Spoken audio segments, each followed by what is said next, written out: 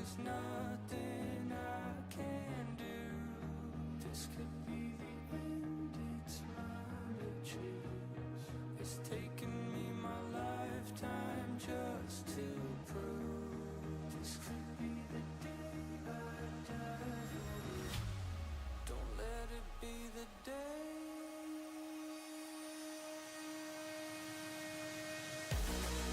What do you see before it's over? Blinded flashes getting closer, sacrificing everything I knew. This could be the day I die for you.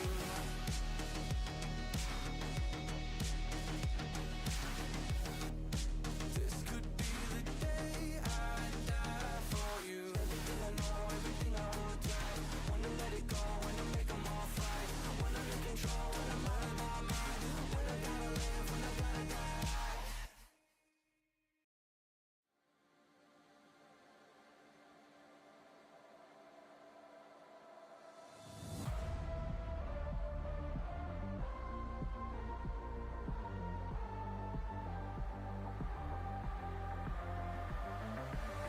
I need to keep you around, with my feet tied, with my feet tied, tied to the ground. The end's nowhere to be found.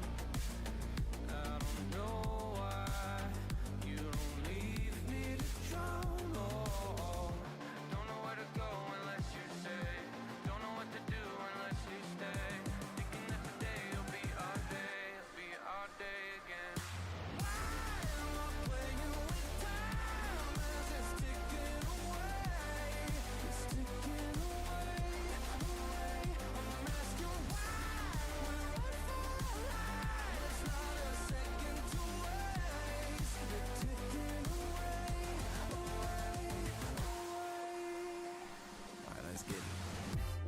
Losing, either way I'm there.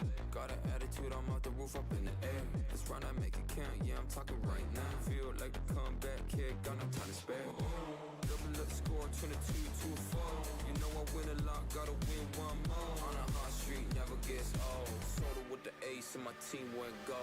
Why am I playing with time as it's ticking away? It's ticking away, away. I'm asking why.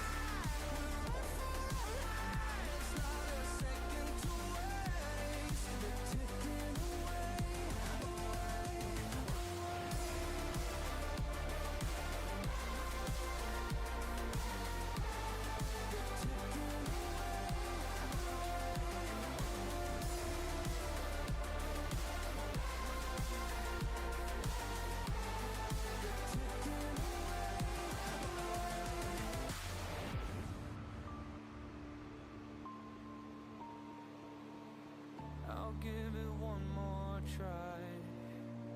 I don't know why, but I keep coming back every time. I want it more than my life. I don't know why, but it feels so right. Why am I playing with time as it's ticking away? It's ticking away. I'm asking why we run for our lives. It's not a second to waste. It's ticking away, away, away.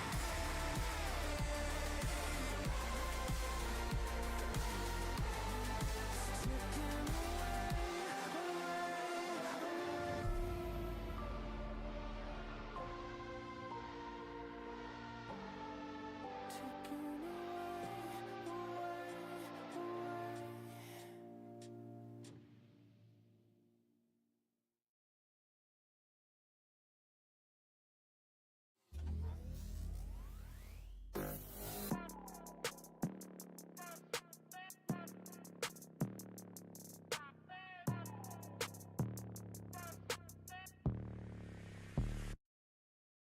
undefeated. That's why they call me undisputed. I'm breaking up another season.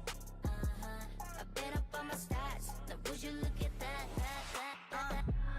Undefeated, locked and loaded, we about to blow.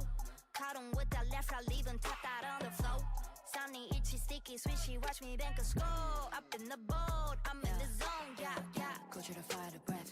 King of the jungle and beat my chest. They say I'm posing a threat. Just like a pebble, I'm cutting the net. Ring on my finger, but yes.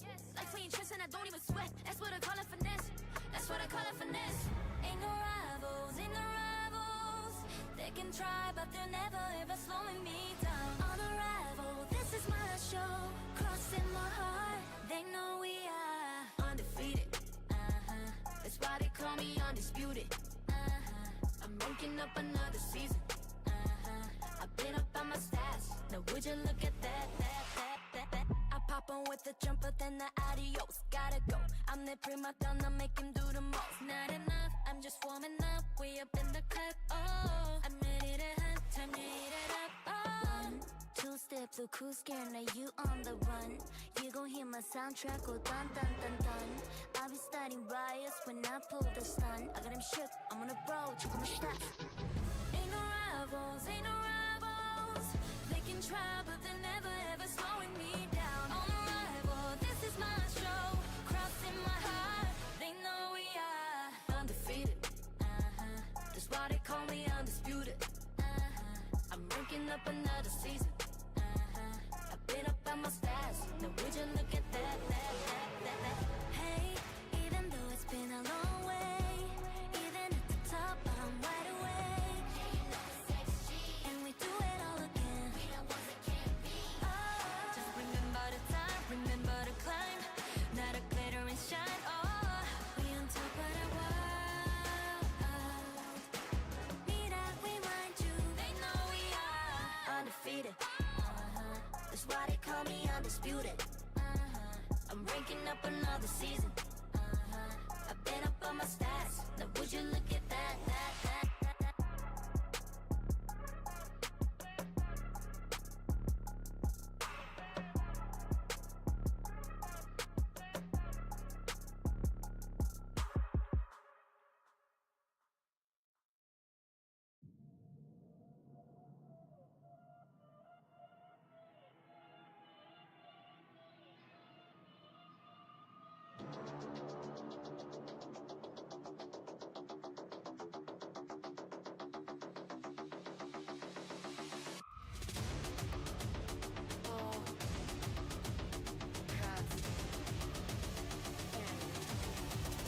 With me.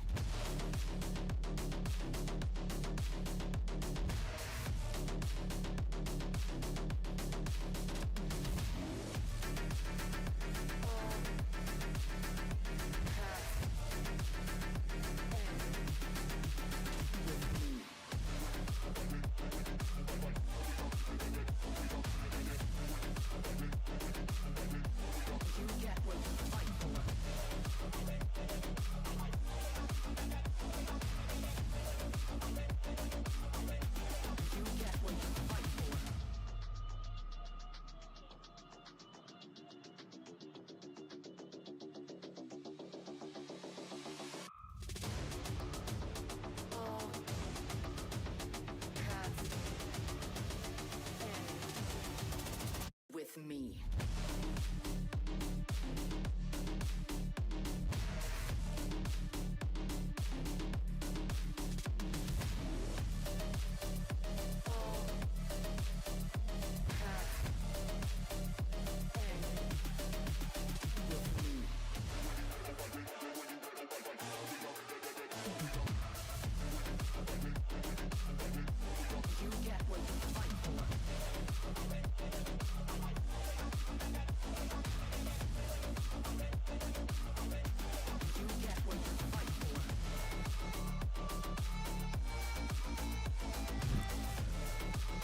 Good evening, everybody. My name is Sean Cueball Price, and I'm joined by... Hey guys, it's Doug back at it again with my homeboy here. And tonight, folks, we got a stellar match for you. our Eagles are in the grand finals of NACE, and they're going to be facing off against Randolph-Macon College, folks. This is a night to remember. This could be the first trophy that UMW takes home this season. It very well could be, and I'm very excited to be in the booth with you. You know, a couple of the best casters. You know, I'm not saying anything. Hey, I know. Like, I wouldn't want to, like, agree, but I'm not disagreeing. I'm not disagreeing. All right, all I'm saying is we're in close competition with some of the other people who have gotten in this booth before. Speaking of the booth, there's a couple new changes here that I think we need to talk about. First of all, there's something a little silly on the side of my head here. Gone is the old, outdated microphone we used to rely on. We had that thing for a couple years. That old, crusty, dusty microphone that picked up on all of the chair sounds, so you don't have to hear any more crackling. And also, we got new chairs that don't even creak to begin with. So I'm pumped right now. I am so comfortable to watch this finals game. I might as well be at home on my couch right now. You know, in your pajamas, in your Snuggie, if that's still a thing, right? You know, with a bowl of popcorn in hand. You know, if you haven't got any popcorn in your hand right now, you should be getting that, because this is going to be one entertaining stream. Now, before we get deeper into the stream, I just want to give a quick shout out to our sponsor, local minor league baseball team in the greater Fredericksburg area, the FredNat. They have been a long-time supporter of our program, and we're deeply appreciative of everything that they do for us. Absolutely. Amen. Now, going into this match, right, we have faced Randolph-Macon before, and if I'm not mistaken, it was a 2-0 clean match, right? I'm not to say that, it wasn't not close. I think it was like 13-7, 13-8 was the scoreline of those two games. But going into this match, our Eagles are going to be very confident, and they have beaten them once before, so they just need to do what they did last time to beat them again. Yeah, and I'm hoping they do, especially since we did a 2-0 sweep against them. Even though they got some points in against us, I think for the fact alone that we understand this team and we know what we're getting into, that's, a definitive edge for UMW, because I think a strong suit of our gameplay is our adaptivity. Of course. When it comes to versing a team, it's always the first few rounds are a bit rocky for us, but it's usually just those first few rounds. And then we're trading back and forth, if not doing a 2-0 sweep, So I'm looking forward to this. I think that both teams are worth their salt at this point. We've gotten to the finals. I mean, they've made it to a grand final, so clearly they have proven their worth, and they have surmounted all of the other teams to get here, right? These are the top two contenders of the league, right? So this match will be legendary. Oh, yeah, absolutely. One to go down in the books, and again, I'm absolutely pumped. Not just about this, but about the setup, about being here with the other best caster, second or first best, We'll yeah. But, with this being the final, this is also the final time we will be casting Val together for this season. Now, we will be back for the spring season, but this is the final one before we go on our hiatus, I should say. Don't miss me too much, guys. I know. We'll still be here. We'll still be here, and we have plenty of stuff in store in terms of content. So be sure to tune in for that. Now, taking a look at chat real quick. We've been monologuing for quite a little bit. I just want to say thank you to Size BBQ7 for gifting a subscribe. We really do appreciate that and supporting our program. We got Mitt in the chat saying, "Good luck, Val." That is one of my league players, one of my homeboys, my kings, and I'm really glad to see you there. Esports, Eric saying, popping in the chat. We got Sicarius coming in. We got Coach Classic, the one and only, Mr. Sir former esports coach Mark Link. We got, there he is. He's cooking. Hey, what's up, Whoopadopo? Whoopadopo. Thanks for coming. That's a legendary name. I won't lie. Yeah. That is an amazing name. Told him to tune in, and, like the good, loyal friend he is, he's come to support the stream, and this is a good one to be watching. So of course. Glad you could make it. Appreciate the support.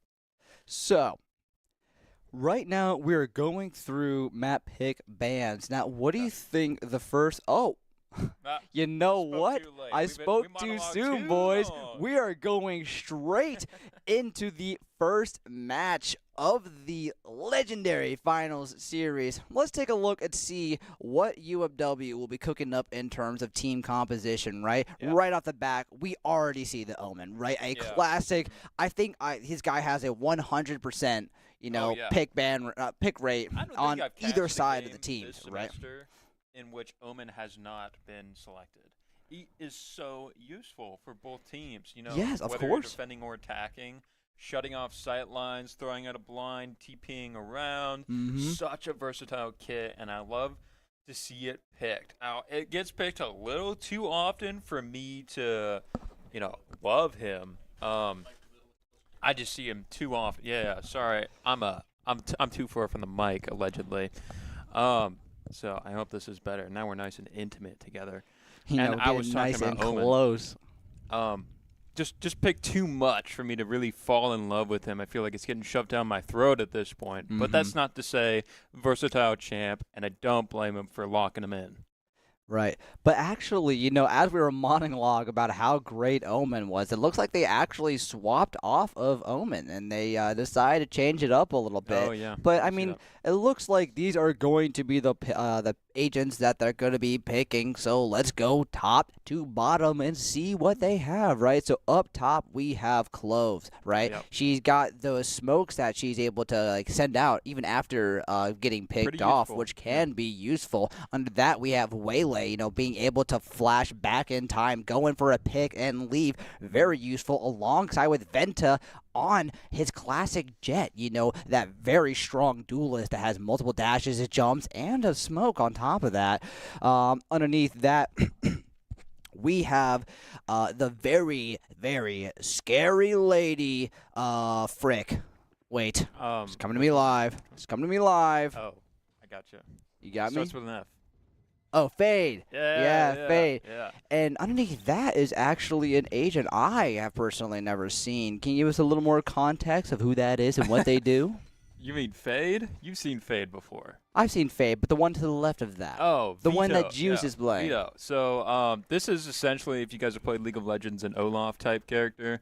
Essentially, okay. his kit is pretty controlling, but I know his ultimate is that he ignores CCs, so blind, He's the stuns, new agent. knockups. Yeah, He's the new agent.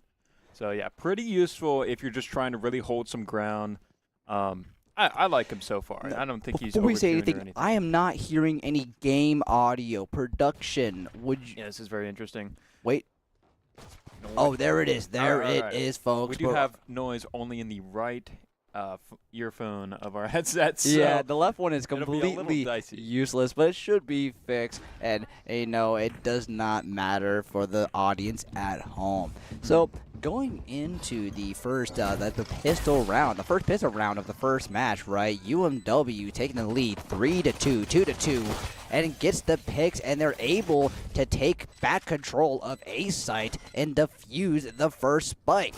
And they win the pistol round, and they get that economic advantage going into round 2. Yep, and I'm going to guarantee you right now, a tale as old as time. We're going to see some mid-buys, Bulldogs, Stingers, and Outlaw maybe for good old Venta. We've seen Venta on the round 2 Outlaw, have That's we true. not? I mean, he has performed on it once before. I'm sure he's going to perform on it once again. Yep. I'm going to let the viewers at home know that the Outlaw, 140 damage, even if you got light shields, that's still a one-tap. And essentially, yep, there it is. There it is. There it A is. one-tap to the chest for the round 2. So oppressive for the enemy team who is on the back foot here.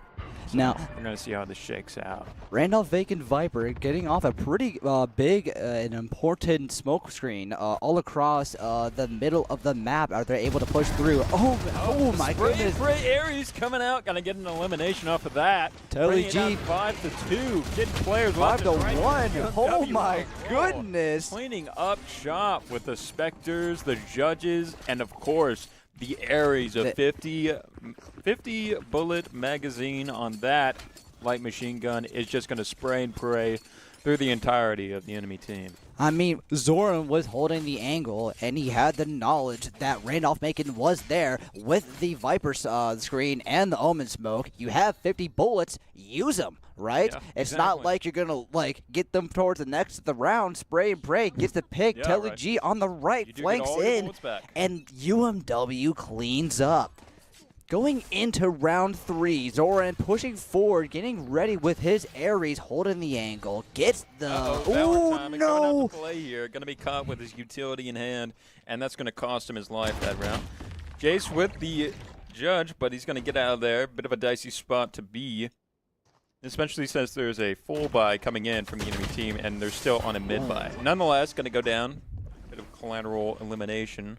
UMW down 3 of their agents with Randolph Macon pushing towards B and planting the spike. UMW rotating back through defender side spawn to try to see if they can get a better angle on where Randolph Macon's at. But if we take a look at the top left hand screen, right, we see that mini map. They're covering all of their angles, right? And with UMW pushing up with the same angle, they're going to have to work together as a unit to try to clear all of the different angles that Randolph Macon can be at. Yep. Nonetheless, the Outlaw is still in play. Pretty devastating tool. It just needs to be used right. And that means getting the right sight lines. Now we're pushing up on a door here. If we get swung and we can't hit the flick, then that'll be it for Venta. Nonetheless, Spike is reaching critical mass. He's got to make a choice here. It's gonna blow. He's gonna run away. Try to see like if he he's can just gonna get go for a the pick. And self-elimination. both UMW's players, Jake and FBS Venta, go down and lose their buys compared to Randolph Macon, which had a flawless match, bringing the score 2-1. Yep. Not the worst thing, though, because we're going to get a full buy for UMW. Even if it costs us our mid-buy weapons, that's going to sort of reset. We're going to get some money for dying there, and then be able to spend everything we've got. If we can get a quick tab check to see how close we're cutting it here, yeah, okay, some triple-digit numbers, so it could be better, but it could be worse. But, I mean, take a look at the guns that were bought. Right? Ooh, Telly G trying to go in for that pick, but unfortunately, gets picked out by the enemy team's chamber. Yep. Venta seeing the angle on the chamber and trying to go back after he misses his first shot. Jake getting the 2K up in the kill screen in the top right, really playing into his strength with the Vandal, right? And brings the match to 3-3 after Juice goes down. Oh, Jake gets the third on the enemy team's Omen, but Randolph Macon gets the trade back. 2-2 Spike on the ground in UMW's control. Venta gets the next pick onto the chamber. Viker screen goes up, and they're looking to get close to one another, right? Viper trying to get a hold of that spike, right? Because that is her main objective, is to plant that. UMW checking around the corners, taking control of the situation. Viper is sitting in the corner. They're trying to see Jake. Jake Zoran sees them, gets the pick, and UMW is able to take this round. Yep, pretty clean from UMW, sticking together as a group, even though it is a bit dubious to be pushing from the same angle. If you have that coordination, if you are communicating with your team in the way we saw, I just know the comms were hot while they were checking that out. Swinging those micro angles, going for the corner. I know the moment Viper was spotted, it was calmed within the millisecond. So, yeah, it was calm instantly. They pushed together, and that Viper has nothing she can do, right? Yeah, 2-1. UMW is hot right now, coming off of their last 2-0 victory against RMC. And I'm glad to see that it's really carrying over right now. UMW now getting that first pick thanks to Zoran, right? Taking out their Neon, a really strong duelist. Didn't have ult, so she didn't have the most amount of pressure. Zoran on the flank gets the dink on the fade. Venta coming in to support, gets the pick onto the chamber, and UMW is deja vu here. Spikes down the same exact spot it was last time. So I'm curious what the response is going to be now that it's set to a 4v1. Make that a 4v1 indeed. Viper's going to be going down to Tellage, trying to swing that crate, and it's just not going to pan out. Now, UMW's going to retreat, hold some sight lines around Spike, and just play timer. It is a 4v1 after all. the Omen really doesn't have much he can do in this scenario, right? He knows that everyone's going to be holding that spike, and he is checking angles, trying to see if he can at least get a pick onto someone. But 30 seconds on the clock, he will have to go through and headshot almost every single person just to be able to do anything. Uses a smoke, and I mean, case in point, they're already holding the angle. Omen has to move his camera to the right, see them, and then fire, compared to UMW, where they're just already sitting there at headshot height, gets the pick, and it's over. Yeah. It's not just one person on the sideline, but two, and we've talked about it before on the streams. Having a double sideline hold is so detrimental if you're trying to push it, especially as a solo. You've got to hit 2 heads in 2 bullets, or else you're going down because you're just going to get spray and prayed. 2 guns versus 1, it's really not a mathematical equation you want to be on the lesser side of. Of course. Speaking of which, we are on the superior side of this mathematical equation. 4-1, UMW favor. 3-point advantage and that sizable economic margin. We can see a lot is left in the bank. Now, UMW taking this round really slow, same with Randolph-Macon. They're trying to formulate a strategy of what site they want to go to. Heading over to A site seems like their main plan, as Neon is pushing forward through main. Yeah, trying to cook up something on A here. Pretty good hold from UMW, trying to shut down all this util that's coming in. Faye Lurker is going to try to find something, but the chamber op is going to find something instead and take out Arwele. Yeah. Arwele, Telly, G. Jake holding the angle, and right now is kind of on a flanking position. Sends out the Fade ult to silence and deafen them, and looks to be very effective as UMW gets the pick. Faye comes through, gets the pick onto Juice, and we get all 5 of Randolph-Macon's members, and UMW defuses the spike, making this 5-1. Yeah, pretty clean from UMW despite that chamber operator coming in. You know what else is clean? These double booms I'm about to do. Boom! Boom! Thank you, Mr. Connor. And Randolph-Macon initiates a timeout. Okay. Now, let's take a look at chat while this timeout has been going. I see John Bean harping on the Omen. We were talking about this earlier, the utility of Omen, but I never got to ask your opinion on Omen. Clearly, John Bean is quite partial. Clearly, an Omen fan, some would say. Yeah, an Omen fan, you would say. Enlighten me. What's so good about Omen that he's selected literally every game? I've talked about the versatility. I mean, I feel like the versatility is the end-all, be-all of Omen. The blinds, the smoke, the cross-map teleport that he's able to do and make those clutch plays onto the spike, right? Yeah. He is able to smoke almost any area of the map. And, I mean, those are pretty long-duration smokes, right? I mean, it ain't no, like, Brimstone, calls down orbital strike smoke that lasts, like, 10 years, right? But it's still very versatile and allows for plays to be made. So that's why I'm a big fan of Omen, right? Okay. Yeah.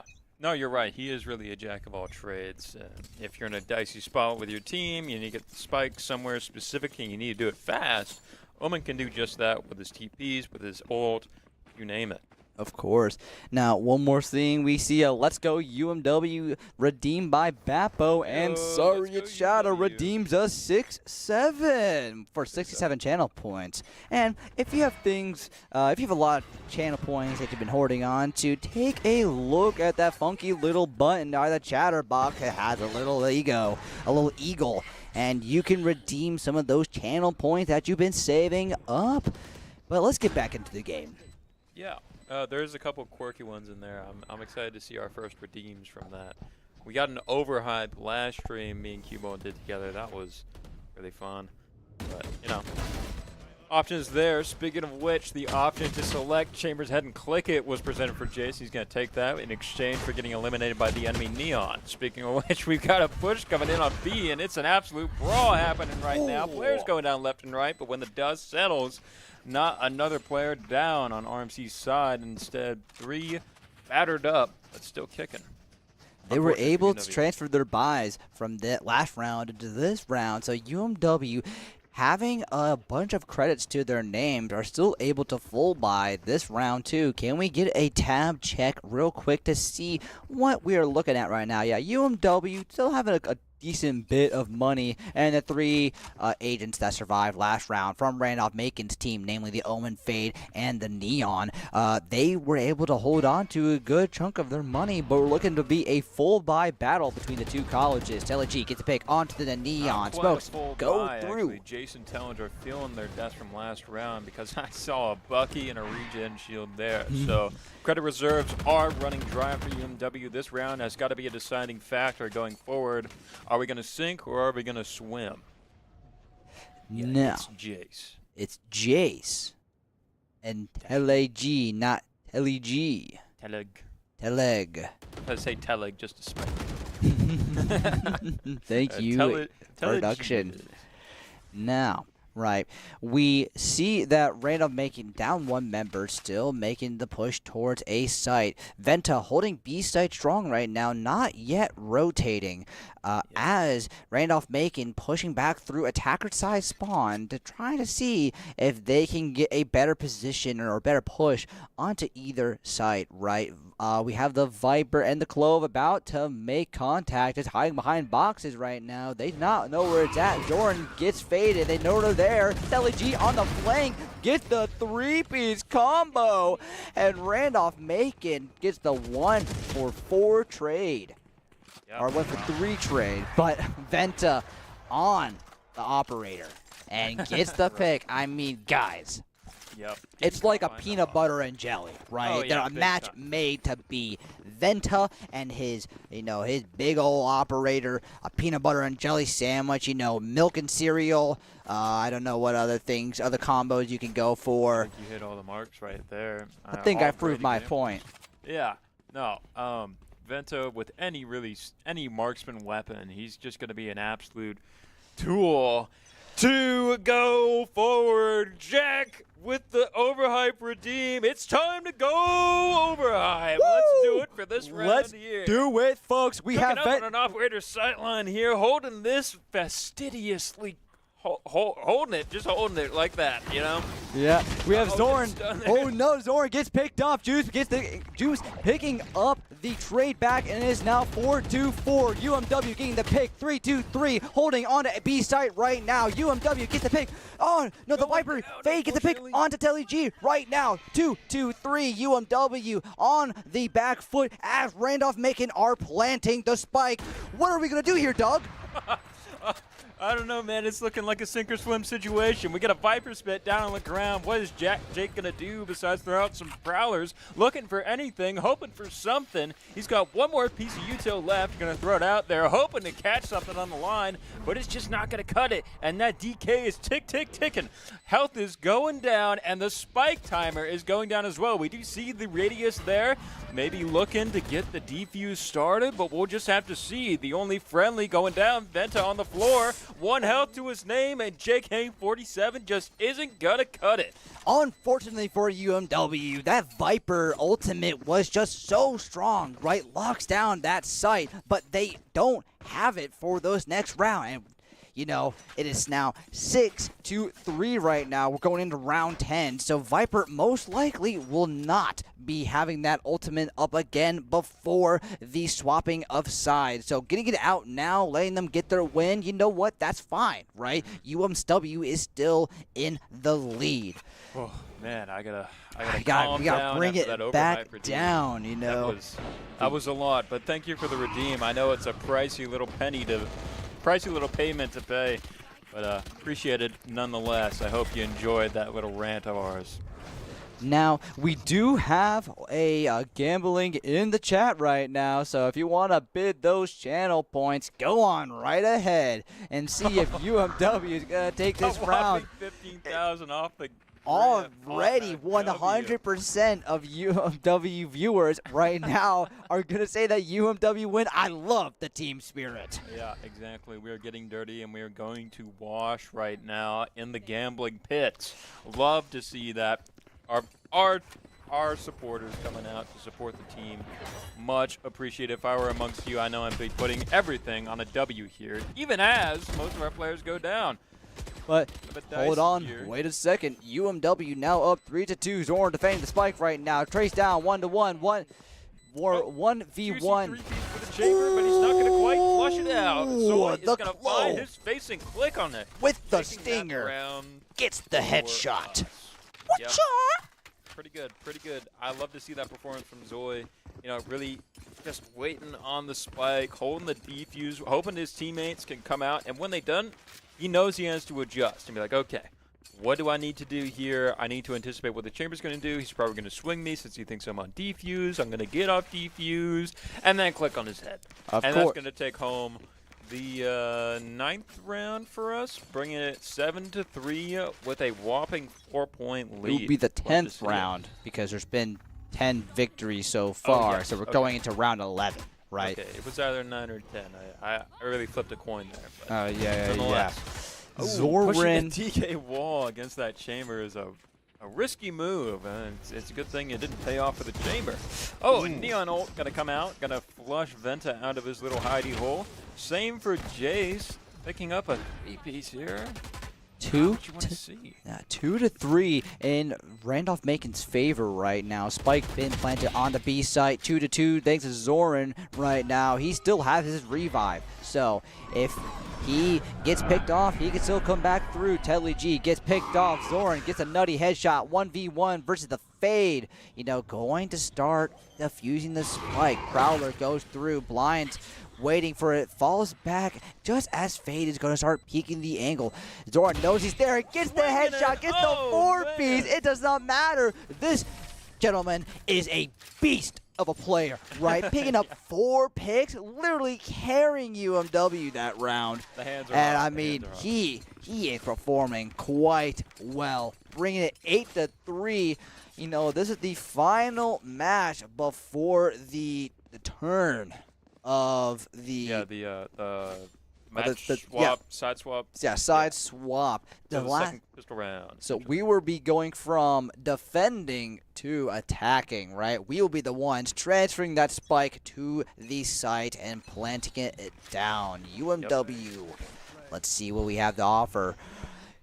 Randolph Making pushing up on all 3 main pathways towards B site, middle, and towards A site, but looking to divert onto A site. Jake all by himself on this site as Venta starts rotating, right? We still have Telly G holding down B site as Random Making starting to plant that spike, right?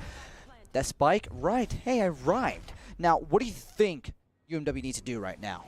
Okay, so I'm looking at the positioning. We've got all players sort of coming in for a rotation. I think it's good that we're sort of waiting for a coordinated push here. JK on the opposite side, though, is going to have to do something on his own until he joins up with the team. But it's looking like a bit of a brawl here as he rush on the side, spraying through the crate, but it's not going to be enough damage. JK47, though, going to finish up the job. The kill board is looking like an absolute mess.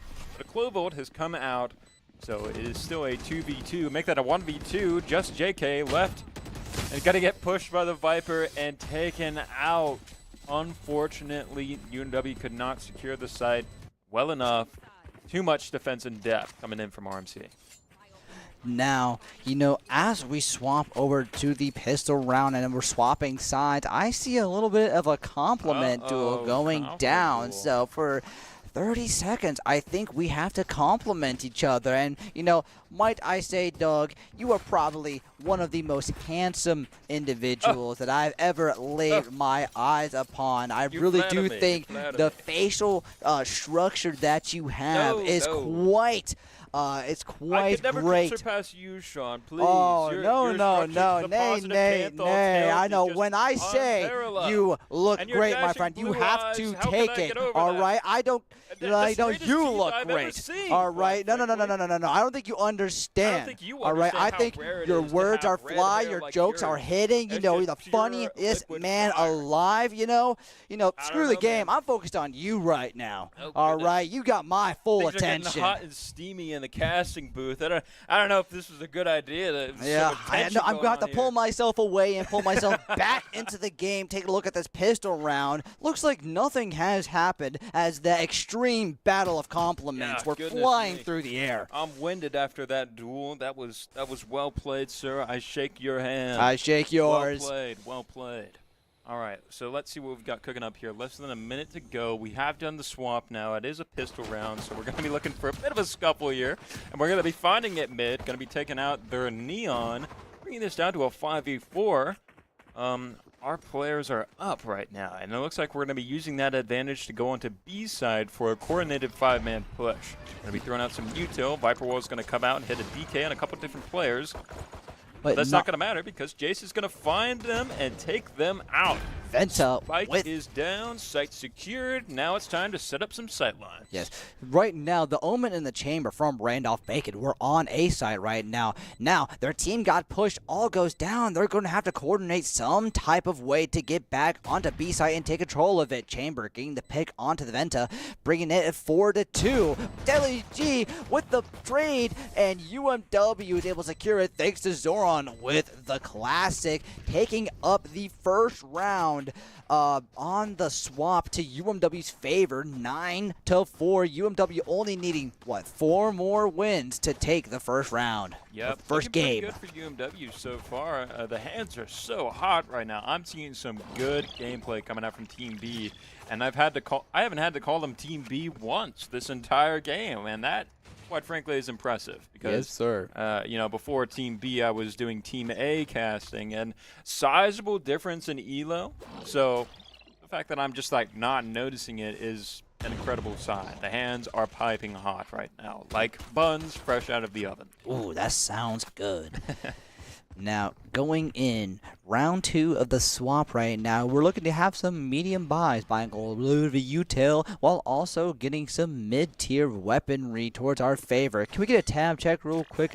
Yeah, it looks like Randolph Macon on a full-on econ round, not buying a single weapon, maybe a little bit of util. But if I'm not mistaken, I saw Venta with that Marshall. Or the Outlaw, my mistake. Yep. And it's a classic. Play round 2. You know how it goes, man. Light shields, no shields, regen shields. Don't matter if you get hit in the body. Don't matter at all. Yep. 45 seconds left on the clock. UMW are going to have to push onto a site, and that site is B, as they were able to bait out all of Randolph Macon to A site, and this sight line's completely free, right? Yep. No one's there. Randolph Macon now slowly pushing through defender side spawn as UMW is looking to get better position, better angles so that they could pick off. Randolph Macon pushing through mid right now, and Jace gets the 1-for-1 trade, making it 4-4. But that spike's already been planted, right? Yep. The time is ticking right now. Randolph Macon is going to have to make some action, trying to see if they can get anything. Neon dashing through, gets picked off by Venta. What do you know? Telly G picking up the orange, Zoran picking up the chamber, 3-1. And FBS Venta gets the final pick, and UMW takes the 14th round to their favor. When did you say, no, you have to take it? Probably the compliments duel. Oh, but, okay. Actually, I just missed. We had Esports Eric, our one and only lovely director, behind the mic. We got to give a little bit of fun fact.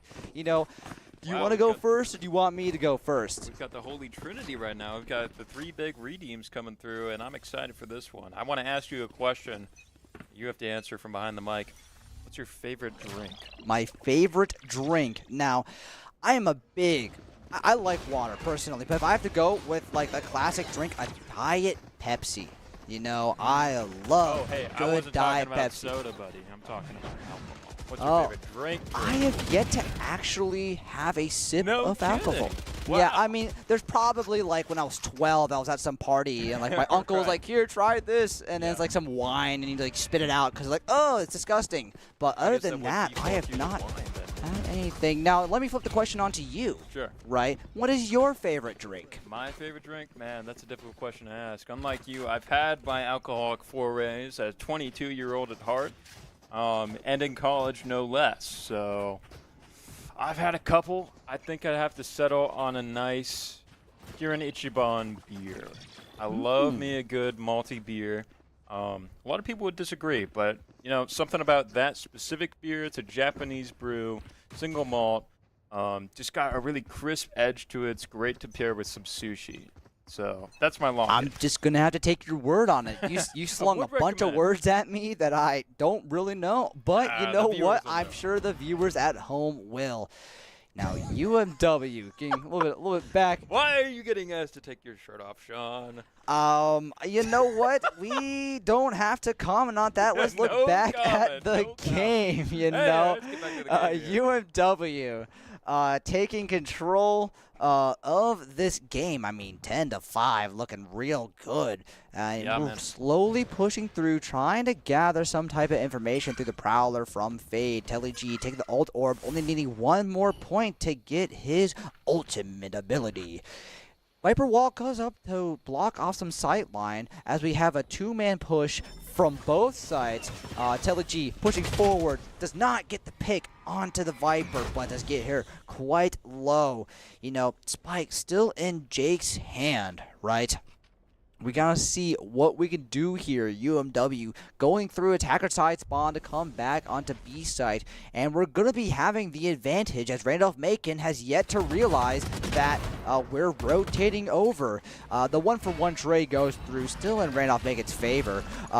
You know, realizing that we're now doing a full push, Randolph Macon pushing through 1-for-1 trade, and the Viper goes through, gets 2 picks on the flank, and he is going to secure the round for Randolph Macon, 10-6.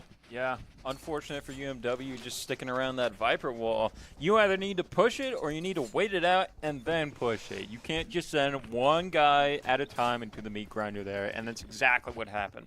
You know, with JK47 going in first with a double dash, straight into getting his head shot off his shoulders. Not what you want to see when it comes to coordinated pushes. So that's going to put that round into... Is it RMC hands? RMC? Am I saying that right? Yeah, Randolph Macon College. Yeah, Randolph RMC. Macon College. All right, just double checking. Double checking here. Tail Wolves is time. That Viper setup is coming out to play, but once again, Waylay going to be catching it while it's down. The Stinger is going to bite, taking the Viper out of play, but a couple of our players as well. But It's Spike, exchanged for a couple of theirs. the Spike does go down. That timer has been initiated. Close smokes go through, blocks it off. And we have a pretty good hindrance that hit, I think, all members of UMW, but Pshaw, does not matter. Jace gets the pick onto the Neon. Randolph Macon flanking together on the defender's sides back. Jake, you know, pulling the Rainbow Six Siege classic of holding an angle and then looking away as they pass through. You know, a classic move. Spike getting close. Randolph Macon getting desperate. Wow, Jake gets the spray and pray, and Telly G, the 6 and 7 combo come through, and they cake this round with a nice thrifty, bringing it 11-6. Yeah, that was pretty impressive. I did not expect him to get that headshot with the Stinger, especially from that sight line, the enemy being behind cover and the Stinger being a close range weapon. Yeah, impressive from UMW. I'm going to say it again. The hands are spicy hot today. We're looking at a couple thousand on the capsaicin meter. There's hand warmers. Oh, that must be it. That must be it. I'm curious. Can we get the arena cam on demand? I think NASA that pit is cam? just a like in between matches, Okay. or like the before and after hand, right? I just think it's really funny because it looks like ground control for like space station. Major Tom to ground control, you could say. Yeah. You know, but let's take a look back at this Okay, game, focusing on right? the Let's focus. Let's focus on the task at hand, getting right? so UMW distracted here. pushing through 8 side, Fade ult goes out, deafens and decays everybody, but Neon gets a 2-piece onto UMW, and we're already down 2 men before we can even get onto A site. Jake, seen the leg of Chamber, tries to get a couple bullets off before they back away behind a corner. With Jake getting the pick, Neon with a 4-piece right now. Randolph Macon, you know, they could potentially get that ace, get the penta. Well, that's league terminology, but you know what? Telly G denies it like a gangster. And it's now, you know, pre-firing a couple of angles, but as we were saying before, Double sideline right? hold coming out. You know, double sideline hold, like at 2 completely different spots. Telly G would have to knowingly be there and then have 2 lucky shots to be able to take those down, but it goes to Randolph Macon's favor. Now, take a look at chat real quick. There's a whole lot of things going off. You know, something about, you know, someone's biting lips. I don't know what's going on, Yeah, but compliment battle was a bad idea, I think. Got everyone all riled up. Something like that. But we got a lot of get dirty, go washes. We got a lot of go. Let's go UMW. Go wash, buddy. Go wash. Love to see it. Thank you for all the redeems. Love to see you, Lady Winner, again. Appreciate you coming out. Lady Winner. Now, UMW already down 2 members, right? That should be 3v5. But it brings it to a 3v4. Clove Util goes out as Venta has popped the knives.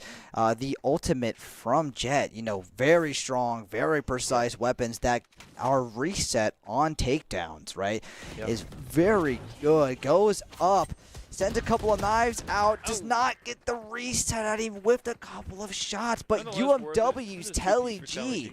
Yeah, Telly G making this game in UMW favor right now. Spike moving to B site right now and looks to be planted by the boxes. Telly G moving into position to get the defender side spawn flank.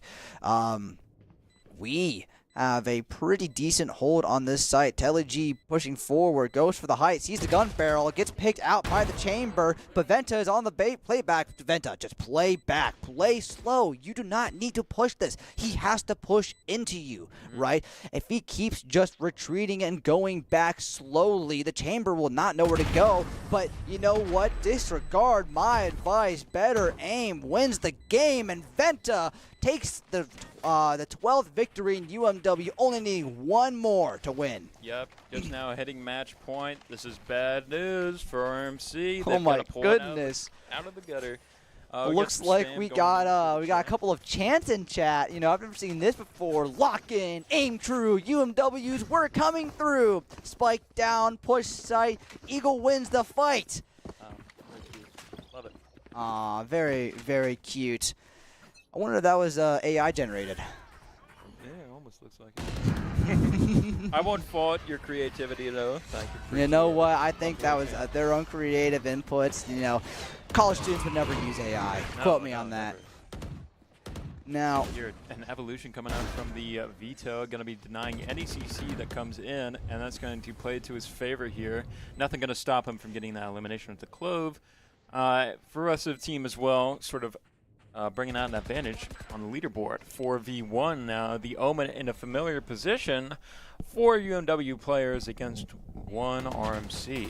And we are finding out where he's at. He's going to be peeking down that hallway, but it's nothing our players can't handle. And we are going to get game 1 in the pocket. That's what I like to see. Now, viewers at home, do not be fooled. That defeat sign does not mean anything. We did, in fact, win that round 13-7. Let's take a look at the scoreboard. So, you know, if we're scoring it based off of KDA right now, right, UMW, Zoran 23-14, Telly G 18-15. You know, it's actually really cool. It alternates UMW RMC, UMW RMC, UMW RMC. That is pretty, I think that's pretty cool. I won't lie. If you take a look at just by the team right now, right?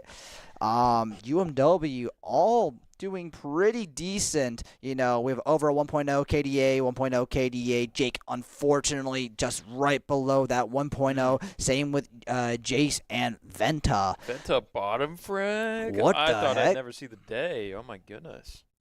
I can't believe it. But you know what? Bad games can happen, but it's about bouncing back. But UMW did take this game, and so now UMW only needing they are 1 game away or 1 win away from taking home a trophy. This is true. Yeah. So we're looking at a best of 3 here, and we've already got 1 point in pocket. So it is going to come down to this next game, whether or not RMC is going to take us to overtime, or we're going to close this finals out and get our trophy right here and now. We're going to have to see as picks bans, map selects come up. I'm curious. We've had a couple different quirky little picks throughout this tournament, and I kind of want to predict what the next one is going to be. It's been Abyss a couple times, which is not our strong suit. So I'm thinking RMC, the decent team that they are, they might lock that in. Yeah, we will definitely see. I think from the ones I've seen, we've seen Abyss. I think it's Sunrise or Sunset. I think it's what that Sunset, one map yep. is called, right? We could have Lotus could come up, Ascent could come up too. I would not mind seeing those map being picked. And in terms of agents, we're probably gonna be seeing the same thing, right? Neon might be showing up, Jet. Omen, a classic. We could be seeing Viper, great area denial, right? Maybe a KJ, but Yeah. we'll have to see. They're pretty map dependent. A couple of those, a KO even with the lockdown and the ability hindrance. We'll just have to wait and see. Yeah. And what. I really like seeing this comp here, actually. The way that we locked in our players, the usage of the veto, we're sort of understanding this champ now, what they do, what they can provide for the team. And I really like how that paired with the rest of it. For him being such a stalwart defender of sites, he's very defender-oriented, though, Oh, I would yeah. say. So not quite what I wanted to see on the attacker's side section of that last match.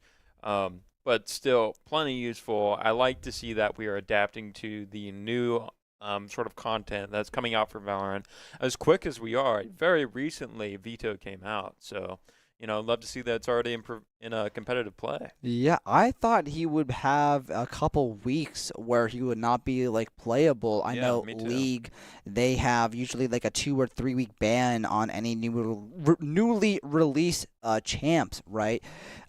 And so I'm guessing he's been out a little bit longer than that, and that's why he's finally able, and that's why we're finally seeing it as he's now being able to play.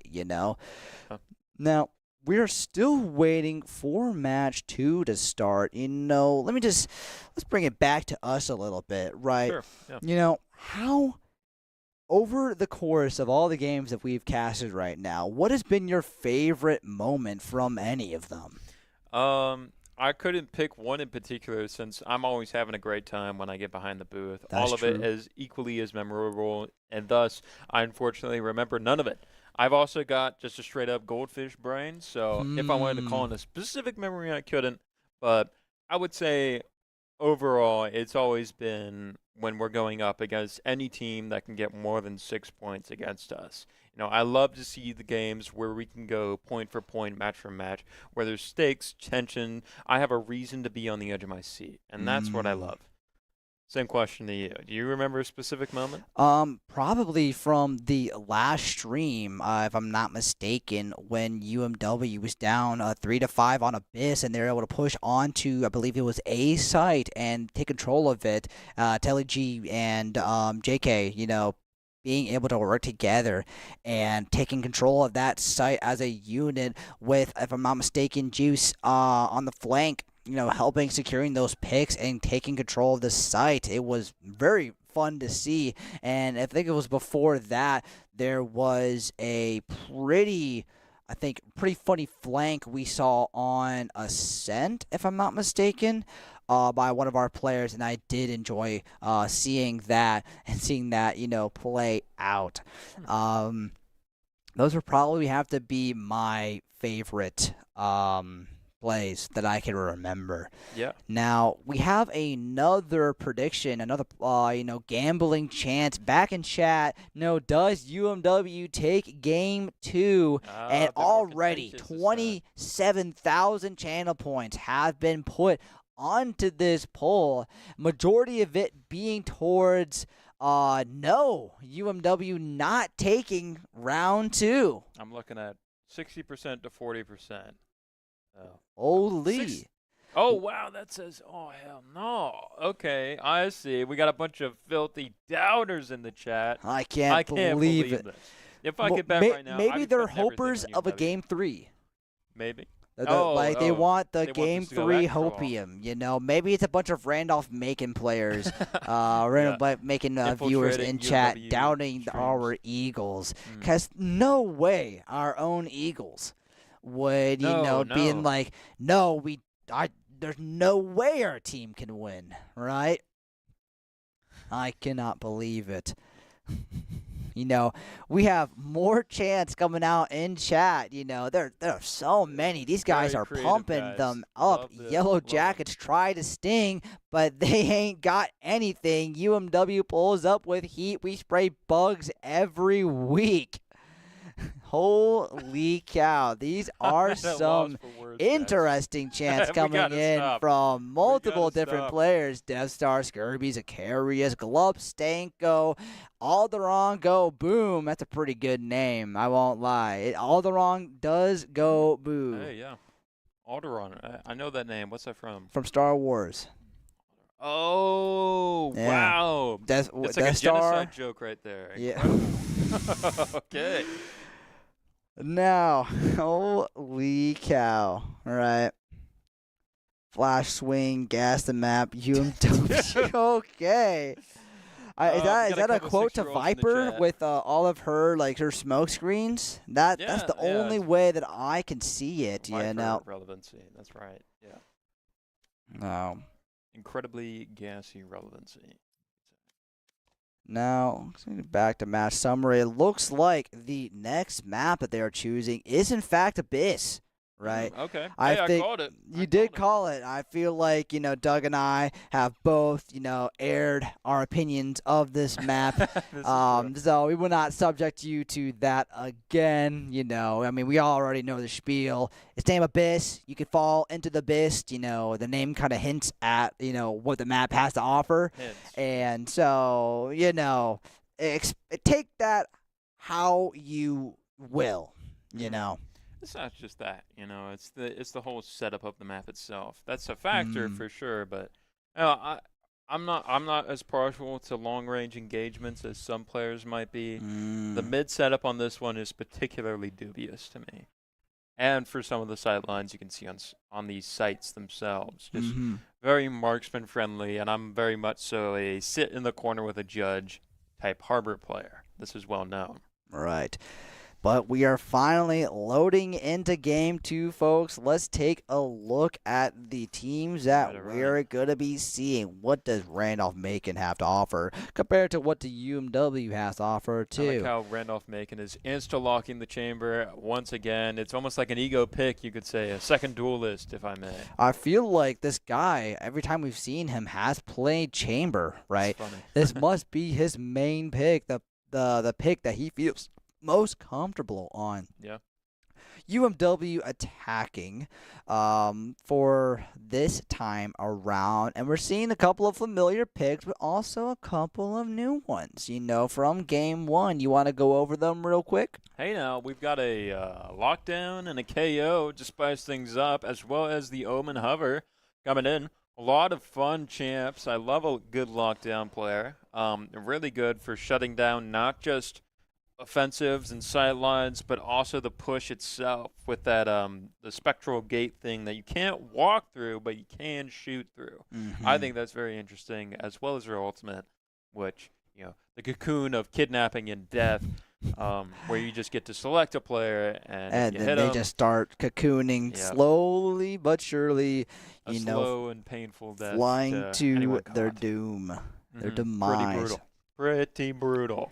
Now, 3 lock-ins. We got Jet, KO, Sova, and then finally, those 2 tip picks that we were talking about earlier. On the defending side, though, we got a Astra, we got a Yoru, Omen, Sova, and Chamber, right? Astra with the gravitational pull, playing with the stars, right? Being able to pull people into the map with those funky little mines that you can put down, right? Sova, great intel gathering operator agent with, the drone, the darts, right? The zoning tool that is his shock darts and his ultimate, right? Yoru being very mobile with some blinds, those TPs, right? What we're taking a look at, right? Chamber, obviously, for the pick. Their chamber is like our Jet, right? Goes in, tries to get those picks, get out if optional, right? Yeah. But usually tries to get their 1 or their 2. Now, let's get into the game, folks. UMW opting to do a site rush. What are your thoughts on that? A-side rush, not the worst thing in the world, especially when it comes to a pistol round. You've got some pretty heavy flexibility, but, you know, let's see how that coordinated push comes out. Only a couple RMC players on site, so this is going to be a take, no problemo. We are already on site within the first minute 40, and that spike is going to go down. No RMC players in sight, save for the Omen, and also Smoke, but he's going to get that lucky headshot Oh from my Fenta. goodness. Deadly with the aim under any circumstances, be it a ghost, be it an operator, he is there showing up. Now the Yoru is here looking for a push, going to throw out a blind and hit Venta right in the face, going to be shot from behind. Team cannot quite secure the site, and it's an absolute slaughter. All UMW players are down on the ground. You know, my opinion, that looked really good for UMW in the beginning, right?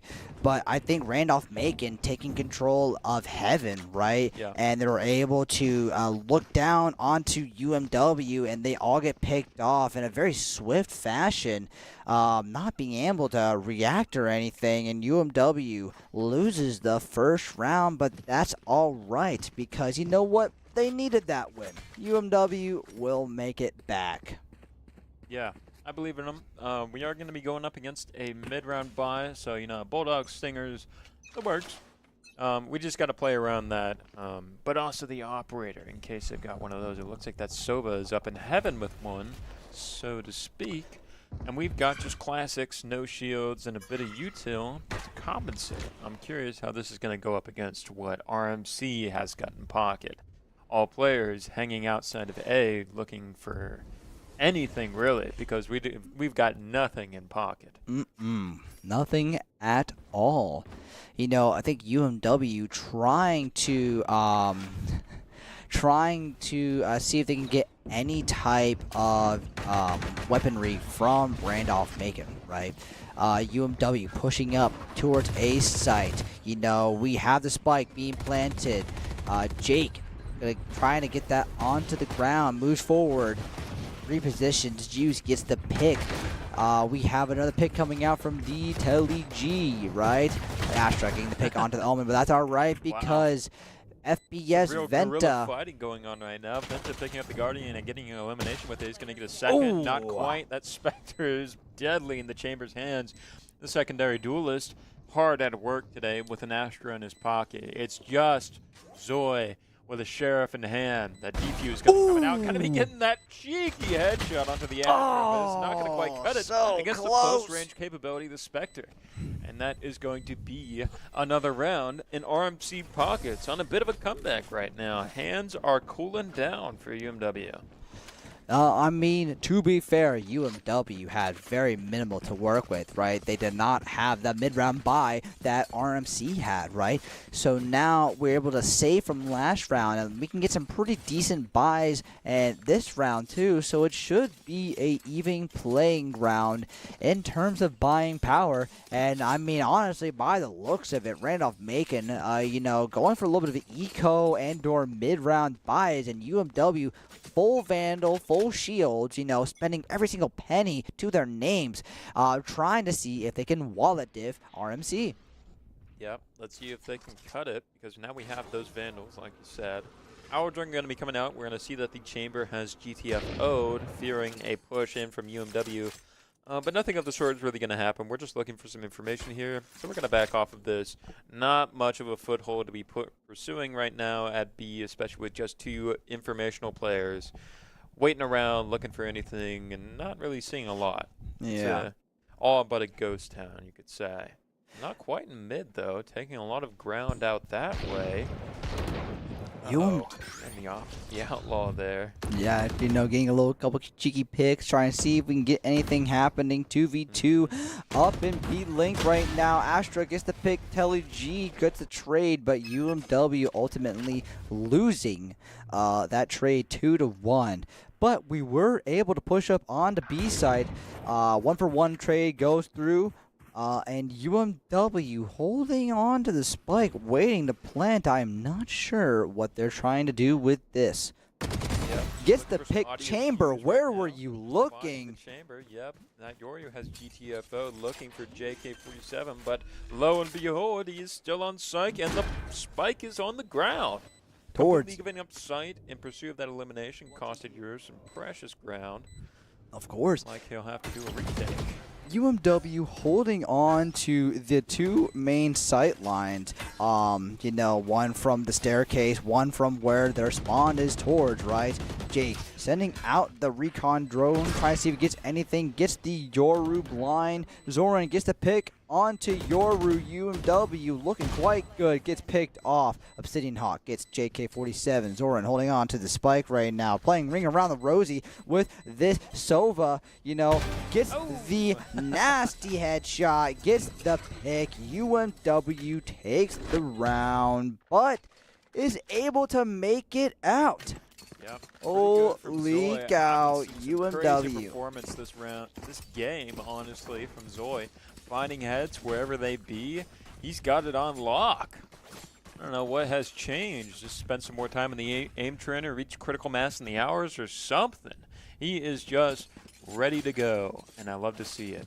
Now hold on a second. It looks like Randolph Macon initiated a tech pause. Right now, it was not considered a timeout, right? Because we would see the timeout screen go up. But it is a technical pause. Maybe one of Randolph Macon's like keyboards disconnected, one of their computers crashed, and so UMW, everyone has to stand still. But if you take a look at the map, Randolph Macon is still moving around the map. That is no bueno. But they're kind of staying in the same area, so I guess it doesn't really matter all that much. In chat, what's the score right now? It is 1-0 UMW favor. So. Yep. So Death Star has got us in the back. He's got us covered.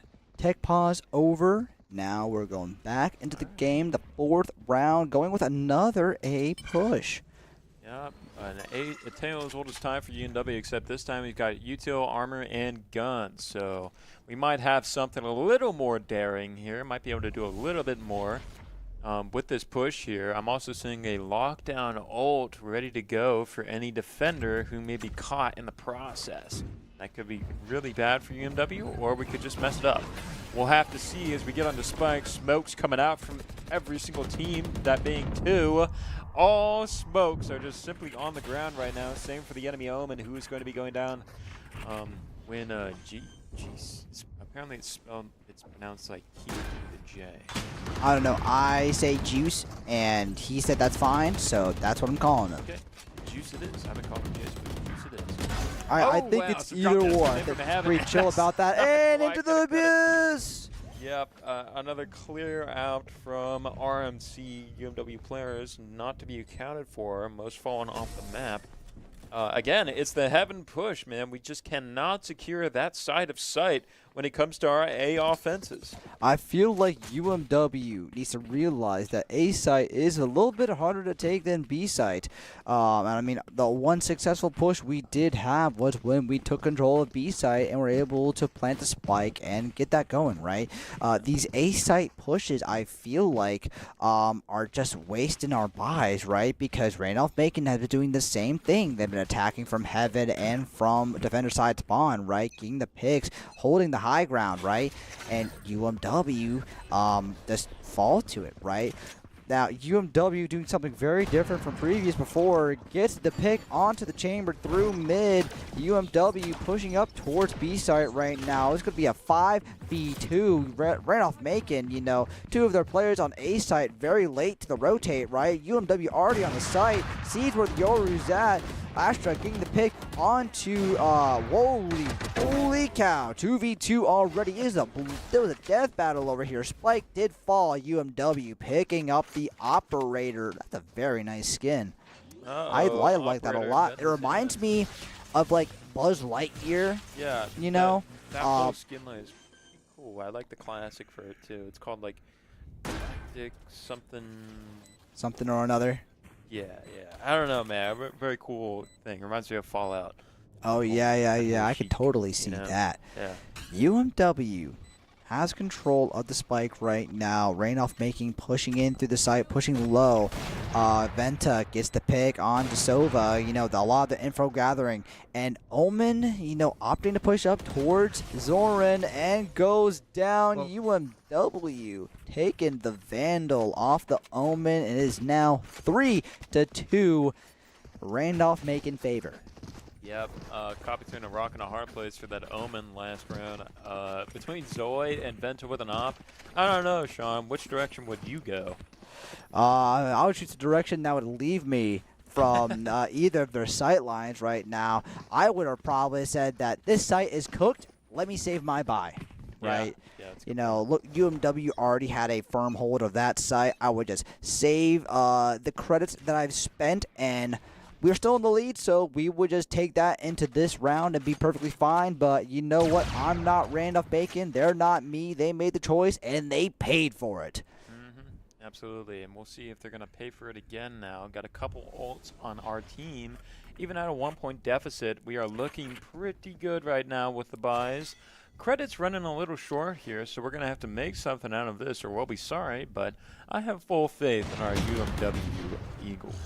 Let's see now what we can cook up in mid, where your ult's going to come out and get some information on our team, so we're going to be pushing out of that, getting out of dodge because an RMC push is definitely coming in.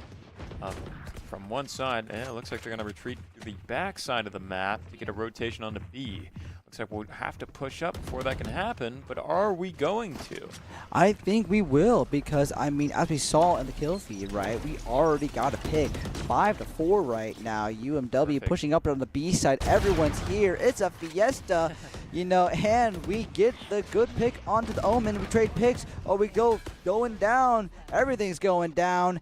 4-1, UMW favored in terms of player. Jake planting the spike, and you know the Omen. Classic versus an operator. Now that is not a matchup I want to be on the losing side of. That is like coughing baby versus hydrogen bomb matchup. You know, who do you think will win? Who's the stronger force of destruction? I have my money on the coughing baby. It's like in that one movie when it was like Hank Hill, I think that's the actor.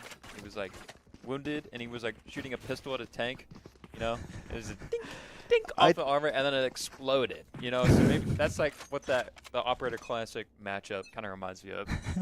You know, you just gotta get I don't really know lucky. the movie that you're talking about, but I'm willing to. I understand. I understand the scene. You know, I do understand that. UMW evening out this game 3-3 right now, going to round 7, right? UMW still on the offense, and right now we are just waiting around in our spawn trying to see if we can get any picks before we push forward, right? Spike towards A site right now, being handed off to Jake, and if I'm taking a look at ults, right? UMW has 4 compared to Randolph-Macon, who only has 1. Right, do you think we'll be using some of these ultimates for this push? Could be, you know, especially considering actually we're doing really well economically speaking, so we could use the push or we could save it for a trouble round. It depends on what kind of situation we find ourselves in. Right now, I don't know positionally if now's a good time for an ult. It won't exactly be game-changing, but once we group up, that could be a different story. Silver Dart goes out, pings members of UMW as we go for the default plant. Randolph-Macon making the rotates from B to A. UMW does not get the pick. The spray goes wide. UMW down 2-5, 2-4, 1-4, but the KO ultimate goes out. Tries to go for the revive, does not work. Chamber getting the final pick onto the Omen, and Randolph-Macon takes the round 4-3. Another round in RMC pockets, looking like an even trade 1-1 throughout. Both teams not doing the worst right now with a bit of dosh in either pockets. And, you know, it really could go either way at this point. But I'll say, UMW does have the ultimate advantage with none ready to go on RMC side. So that is an ace in the hole right now. That is true, but taking a look at the ultimates that they do have right now, what are they able to come up with for these next pushes, right? I mean, Sova ultimate, great damage, great info gathering, great way to push people out of, you know, cubby holes that they're hiding from, right? Jet ultimate, you know, I'm not sure if it's really going to be a game changer, right? I mean, it is good getting the picks, but you're still very vulnerable. If you miss your knives, then, I mean, you're just going to go down, right? Yeah. So I'm like taking a look at these ultimates. I really don't think there's going to be anything that's going to be able to flip the tide, but I am totally, they're just win more. They're win more ults. Win right? more ults. That's a good way to phrase it.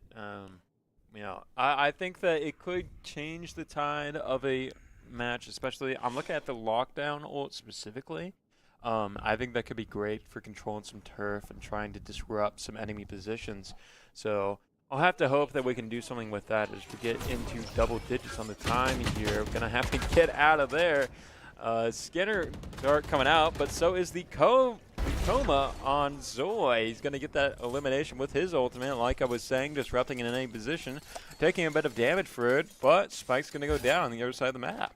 Not the worst thing in the world as he comes up through mid here. A Yoru clone coming out. We know what that is. Juice is going to, not shoot that and wait for the push to come in.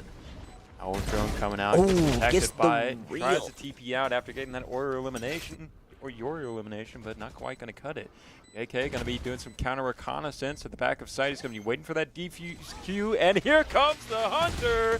Damage coming out. Got to be looking for the players. One's going to jump up the map. One is going to accept the fate. They realize, I will not. Man. I'm going out on my own terms. Right 2 there. ults used from UMW, and you know what? I will take back the words that I say. I said they were win more ults, but you know what? They turned the tides of the battle, right? Yeah. I mean, that Sova ultimate being pretty integral for that one Randolph-Macon member to fall to their demise, fall into the abyss, so to speak. UMW evening this game back up 4-4. This is a much closer game than the last one. Yeah, I'll say that Sova ult could not have been better. Catching 3 players in the same spot at once was incredibly disruptive to their formation, and getting, was it a 3-piece off of that? Incredibly impressive. UMW pushing towards A site once again. I'm not sure if this is gonna work. The definition I ain't hear no bell yet. the definition of insanity. UMW play going down, but so's the Spike. All right, getting a trade for it. 4-4, even right now. And it could stay that way. We're just going to be smoking off Heaven here. Gosh, I think that's where we fall short, honestly. Giving them control of Heaven, it could be detrimental. But not if we get our eliminations at the back of side and push up through the backside of Heaven. Gonna be getting an elimination onto the Omen. Holy a 3-piece for Zoe, whose hands are piping hot. I don't know how the keyboard hasn't melted underneath him yet. Yoru clone goes out. Blind operator out, not quite going to cut it. But his team is there to clean up shop for him. Zoe getting a 4K, our resident 4K demon for tonight. And UMW, for the first time this match, finally taking the lead 5-4. UMW favored, right? You know what? Maybe a little bit of doubt from my end. The caster's cursed in the opposite direction, saying it's not going to work, and Doom making it work. But you know what? I do not want to tempt fate a second time. So, I shall bite my tongue and just objectively cast. UMW opting to push mid this time. Interesting. We'll see how this shanks up here. Going to be taking the Spike out this route as well. Gosh, I hate mid on this map. I mean, just look how long that sightline is for the chamber right now. Who's probably got some marksman rifle in hand, ready to do some damage to UMW. Of course. One hostile has been detected. I mean, low-key, we already knew that chamber was going to be there, right? It's just a little bit of... not the worst thing, though. Oh, my goodness. Did you see that? Teleport. Yeah, exactly. He's going to be able to get caught out just like that, and the operator elimination is going to come out for Venta. Love to see it as our players set up a B push, but that Yoru is lurking deep right now. Are our players going to catch him? The answer is yes. TeleG going to be shutting down that offensive before it can turn into anything serious. They've got one player on site, but is it going to be enough to repel the Eagle Tide? I'm not quite sure. Coming in right now. Oh my goodness. Gun up to the side of his head and pulling the trigger right there, putting the Astra on the ground. We're going to be throwing in some util into Heaven to try and shut down a push. We got to get the elimination through the smoke. Lockdown walls are currently shutting down the Sova, who's got nothing to do but throw out a tractor dart. But I'm sorry, man, that's just not going to cut it against UMW's finest. Bringing this out to 4-6 at a 2-point lead against RMC. Love to see it. We do love to see that indeed. As you said, 4-6 UMW favor. This is the 11th round. We got 2 more rounds until we have the side swap where UMW goes to defending and Randolph Macon switches to the offense, right? Let us see what we can do with these last 2 rounds. UMW doing the 5-man push on a site. Location gets revealed by the tracking dart. UMW Sova pushes forward with the drone, trying to gather a little bit more information. Realizing that there are too many members on A site, our team, our Eagles, are looking to fall back and push towards B site instead. Okay, well, let's see if this shakes out into anything. We've got 3 players on this offensive. Uh-oh, we did not bring the spike with us, though, and that's very unfortunate as it's going to fall into RMC hands. They're going to be trying setting up some sightlines here, no doubt. Aljourn going to look for anything right now, so is the Yoru, but he's going to be shut down before that can turn into anything serious. We're going to be setting in the lockdown ult to try and find something here. Is it going to secure anything? It looks like we got 1 player on the hook. Oh! Put him into Venta's sightlines, and he's going to execute the Omen, who gets freed from the coma, if only to be met with an operator bullet to the heart. To his demise. Venta swapping over to the Phantom, dropping the operator, wanting something more close range for these tight angles. Spike goes down. Venta trying to get the headshot, able to just very barely win that little fight. Spike still has been planted 4-1. Venta, I've seen you come back from this before. I've seen you play this out, but I think he gets pinged through some type of information gather, and Randolph Macon sprays and prays, gets the pick, and defenders have won the round. It is now 5-6. Yeah, the run back from UMW has only gotten them so far. It's going to be another round-for-round situation where no one player can really pull ahead, but what I can do is pull ahead with a boom, with a get dirty, with a let's go UMW, with a get dirty, go watch, with a go watch, buddy. The 5 combo, the UMW Classic 5 combo. Again, everything in one tiny segment. Thank you, Lady Loser, for the redemption. Yeah. Hey, no balls, you won't go for the big redeems, the information about the casters, the confident battles, the overhype. Let's see it, let's see it. We've seen you guys gamble those channel points, and I know that a lot of channel points were won last round when we, I think it's double, if I'm not mistaken. However many channel points you put into it, you get double if you win the prediction. Oh, so yeah, that's I know y'all got some channel points, and I know you're itching to redeem them. So go on ahead, redeem those points. I think it's usually that the losing side divides up their points amongst the winners. So. Oh, is that how that works? Yeah, if you bet against the odds, you get more. If you don't, you get less. I'm wrong. Yeah. My apologies. Oh yeah. Hey, I've been on Twitch a little bit. I've done my fair share of gambling. You know, the little Tyler. Back in my day. You know. Back in my day, yeah. Yeah. A bit of a poker aficionado as well. But you know. We're here to play some Valorant, not poker. And let's see what this gambit down mid is going to pull for us. We got a couple aces in the sleeve. Let's see. That blind is not very telling. UMW going, oh my goodness. UMW going towards A site right now. Jake getting the plant down, but at the cost of 2 of UMW's members. But we were able to trade back onto the chamber and onto the Yoru and get some good damage onto Omen and Sova. Yep, Venta gets the from first. Backside. Venta coming in, but he does not look to his left where the Astra is sitting and waiting. Nonetheless, a 2v2 with Spike ticking. Can Teled hold this off? Teled and JK, I believe, yes. Yeah. Yes, sir. That is it. The 6 and 7 duo. Pushes through the smoke, gets sprayed and prayed by the probably saw the barrel. Silva ult goes through, trying to get the people on the spike right now. Astra is going to be able to defuse it and dodge the Sova ultimate. Unfortunately, UMW does not win the round, but they do get the final pick, denying any saves from. Well, I guess that was the last round, so it didn't really matter too much. but it does go to Randolph-Macon, and they do tie this game. 6-6. I mean, this is an intense game right too, now, folks. UMW are going to have to lock in this second half of the match right now just to see if they can get their victory. They want that trophy, but Randolph-Macon is hard for them to fully secure it.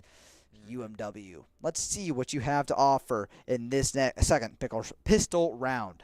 Yeah, let's see here. Neck and neck on the score. Man, we really have been going round for round.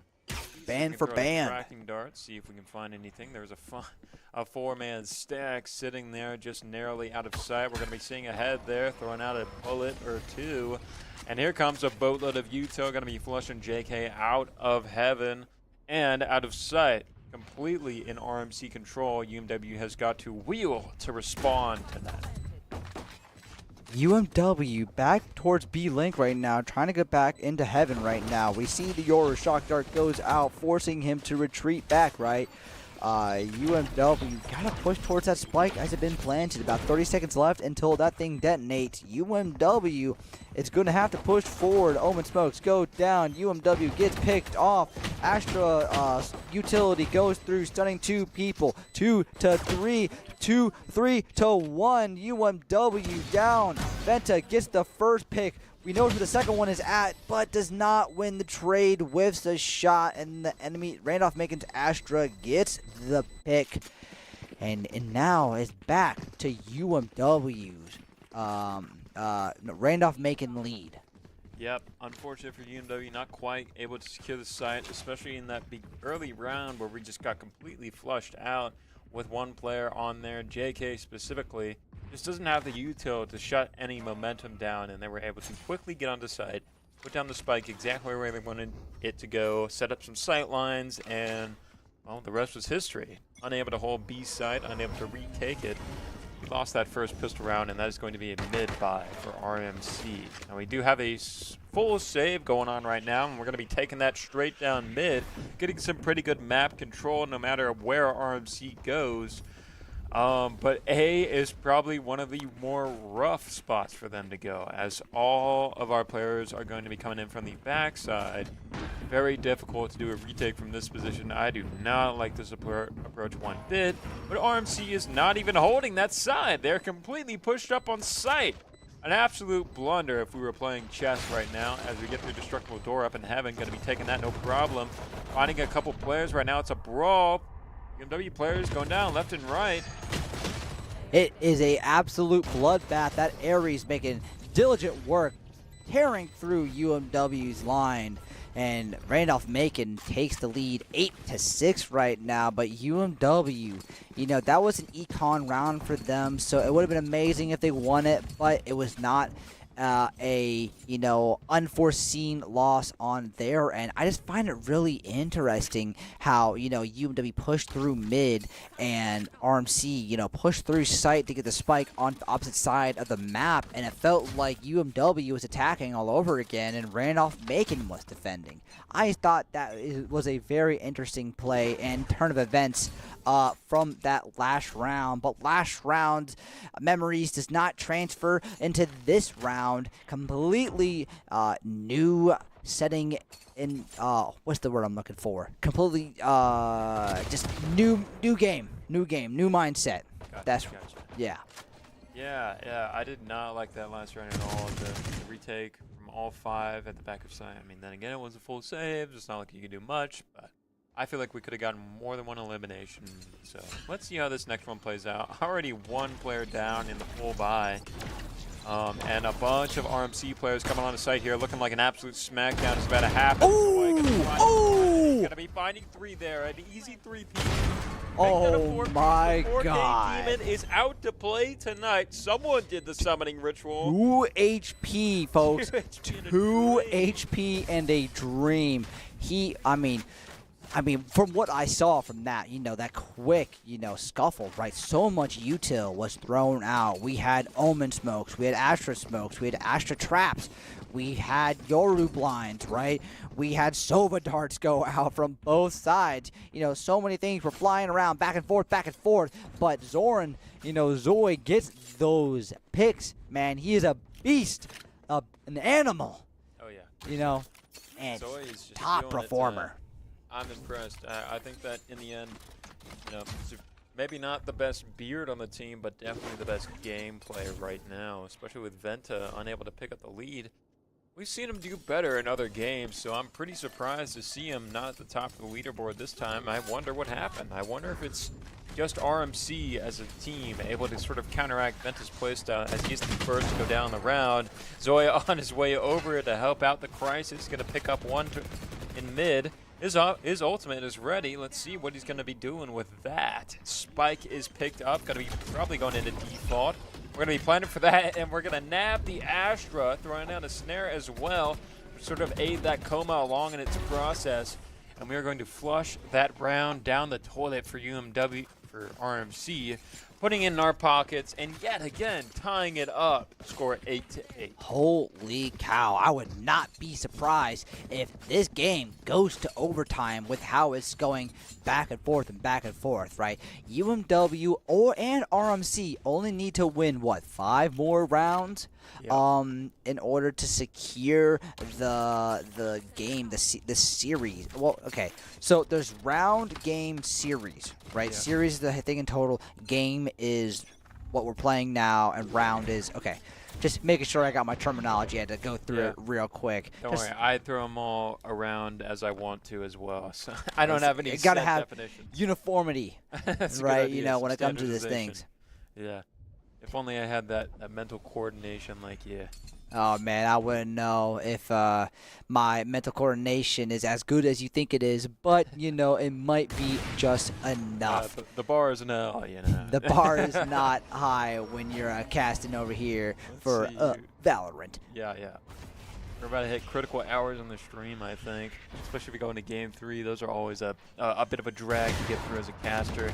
Let's see if we can get through this duel here with the operator. Haven't completely shut off because of the smoke. We've got to rely on our teammates to push through B tower there. Let's see if we can do anything with this. Gonna be looking for some of the default sightlines. Narrowly missing the Omen there. He should count his lucky stars for not getting hit by that operator. As our team is going to be pushing into side, we're going to be finding the clone of the Yoru and not the real deal. Blinded as well, going to be throwing down some panic smokes, but our team is going to be rushing in. Juice on the scene, going to be cleaning up with a nasty 3-piece. Down to 2v1 here. We're going to be sticking on the defuse. Astra's going to swing it, but that's nothing Jace can't handle. Going to be picking up a 4K here. We are all about the 4K demons here. Someone must have done a summoning ritual. This is an absolute banger, folks. I told you at the beginning of the stream, and I am reaffirming it now. This is a Series 2 watch. This might be a game that goes down in the books, I would not be surprised if our kids will be learning about this in their history class. Yeah, I'd hope so. Some esports history would be really fun in the year 3000, I think. Oh, yeah. Hear about the legends like Doug and Cue Ball. Casting over this legendary game, right? And then, you go through, all the textbook, right? It has, the chapters of, Chapter 1, the rivalry begins, right? And then, Chapter 2, the deadly duels, or, however we want to do it. But getting back into the game, RMC already planting the spike in default plant, gets pinged, runs away, UMW taking control, trying to see if we can do anything with that wall being quite deadly. Not deadly, but blocking off so many sides, and as you could see, Yoru had the better flick onto Zoran and goes through. UMW lining up their shot because they are not doing that 4-piece combo coming through, the teleport back, the Chambers being let me fall back to where my team just got picked off. Great idea! Incredible alert coming in from UMW, going to be absolutely deciding the course of that last little scuffle there. I'm going to be taking that home, bringing it up to another lead for us. Love to see it, and that's going to prompt a timeout from RMC on the back foot now. They've got to come up with an answer as to what is happening. And tell me, Sean, what exactly is happening right now? Well, I mean, if I was if I was in the minds of Randolph Macon right now, I would be like, okay, we had secure of this game in the first half, right? I mean, we'd be able to pull a lead, but right now, I mean, they got flanked on. Their mentals must not be doing great right now because they are 3 rounds away from potentially losing it all and UMW taking the cup, right? So they're probably talking through about being calm, right? Don't get too scared to be able to do anything. Stay calm, play confident, do what you've been doing before, and you'll be able to make it through it. That's But UMW on the opposite end, not taking it seriously at all. I think I saw a couple of rubber bands being flying around. This is a party for them. This is like a normal Wednesday. Hey, just playing a video game with my buddies right now. That's what they're thinking. And yeah, that is an interesting point you bring up. We've talked about this a couple times. Whenever it gets down to the wire, be it game 2 and a very neck-and-neck game, or be it game 3 when it's become a marathon instead of a sprint, really the mental becomes an exponentially increasing factor in how the gameplay is going to be. If the hands can remain hot, if the coordination can be on point, and that is going to have to be a point of concern for RMC. It could be that they're losing rounds because they can't communicate as effectively as they need to. Mm-hmm. Definitely. Now, UMW is deciding to take control of mid right now. Try to see if they can get anyone trying to push through, and it looks like Randolph Macon is going to be falling back, opting to push towards A. Now, as I was saying, that all Chamber with his little nifty rifle gets the pick onto Jake Arsova. That's a pretty hard hit to UMW. That's a big proponent of their info gathering, right? But that's all right because Juice gets the pick onto the Yoru, right? Now, Venta, I have to ask you, the chamber is there, so why repeat the angle, right? But you know what? That's all right because, our Omen, the one and only, taking control of the site, taking control of this game, gets the clean sweep on the site. We have the spike down by us, and Chamber has to push through to, even have a chance. That he has to get a pick on both of these guys. Omen smoked Heaven, Chamber holding that angle, trying to see if he can be able to do anything. We see the barrel before, they even sees us, and the 4K comes through. UMW 8-11 UMW's favor. They are 2 wins away from a trophy, folks. Get to redeeming those channel points. Get to typing in chat. Get hyped. Get excited because it is right there. Yeah, I can tell that the mental is just crumbling for RMC. That clutch that the Chamber was forced into, he was coming up on it.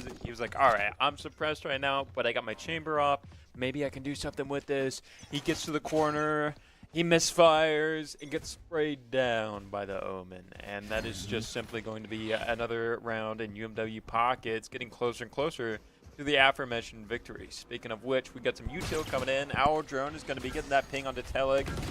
And coming in, but it's nothing that UMW can't handle. Staying hot on the sticks.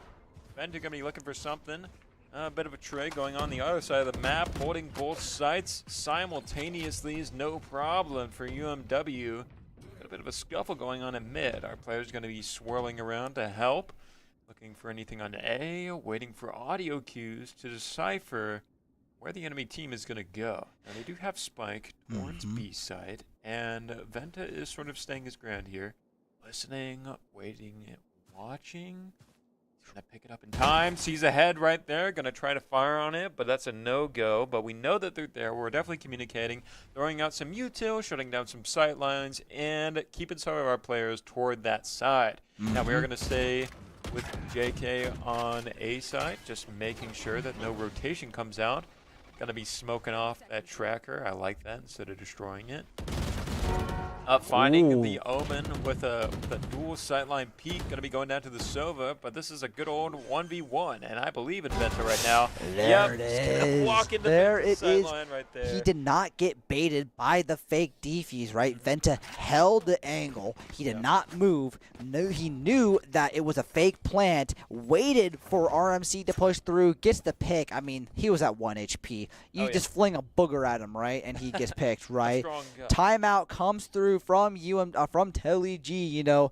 They're probably thinking, like, guys, just play calm, play how you normally been doing, all right? We're going to take this slow. Everything's going to be okay. We'll win this round. We'll take the trophy, and we'll all go home with a big fat smile, go to their, I think they go to Waffle House to celebrate. I think that's what they do. They get the Grand Slam meal. What a destination. Guys, if you've never been to Waffle House, highly recommend. It's probably my favorite, like, breakfast diner out there. The thing about them, they never change. It's the same no matter where you go. I mean, what more can you ask for besides consistency from a diner? That is true. I am not the biggest fan of Waffle House because I had a bad experience with it. Oh, no. And, you know, I will not divulge that information. But it was not a fun time, and I'm hesitant to go back ever since the event. Gosh, you know, maybe our UMW boys can break you in again. You know, go with them to the celebrations, perhaps. Maybe, we're as much UMW players as they are. Honestly, we know almost as much about the game, right? Right. Wink, wink. Hey, we're one of you guys. Promise. But we are now in what potentially could be the final round. Right, UMW taking a hold of B and A site while watching over a little bit of mid. Right, RMC doing a two-man push and getting the pick onto Omen is now a 5v4. Randolph Macon favored. They are now pushing back through attacker side spawn, going towards A site right now. I mean, they have a pretty strong hold onto it right now. One player on flank, RMC the Astral. He's still holding B site, but it's looking to be UMW transferring all their manpower to A, while RMC is taking the spike from attacker side spawn and sending it on over to B site. It was a bait. It was a lie. The cake was a lie.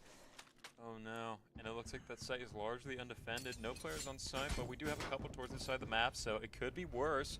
Going to be sending up one through heaven as the Horu is going to be sending out something there. I'm just playing off the mini-map right now, but we've got something in B-Link cooking up as that smoke dissipates. Spike is going to be going down for a long setup. We're finding the Horu there. Ooh, okay, 3-3. It's an absolute brawl right now. Bodies flying left and right, so are the bullets, but when the dust settles, it's a 1v2. Tele G is going to pull something out of the bag, be it a magic rabbit, be it a clutch. Let's see what he can do with this. Spike ticks down to 0. What's he going to do? We're going to send out a flash towards heaven. One player sitting up there. Going to be triggering the Astro ult. Pretty good call.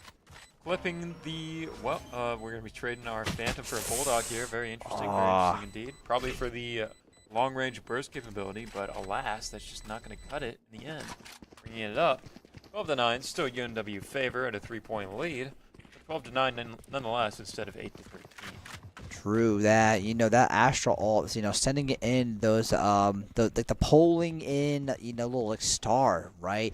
Denying Telly from starting the defuse, right? And once he did start the defuse when the time was getting low, Astra made the peak. Telly had to stop and pull back up his Vandal, but already at that point, Astra lined up the shot, got the pick, and UMW lost that round. But now we're looking to be on a lot more offensive positioning instead of playing back. And, you know, in their hubris, UMW already loses the first pick. Spraying goes through from Zoran, tags the Omen, and he is down pretty low.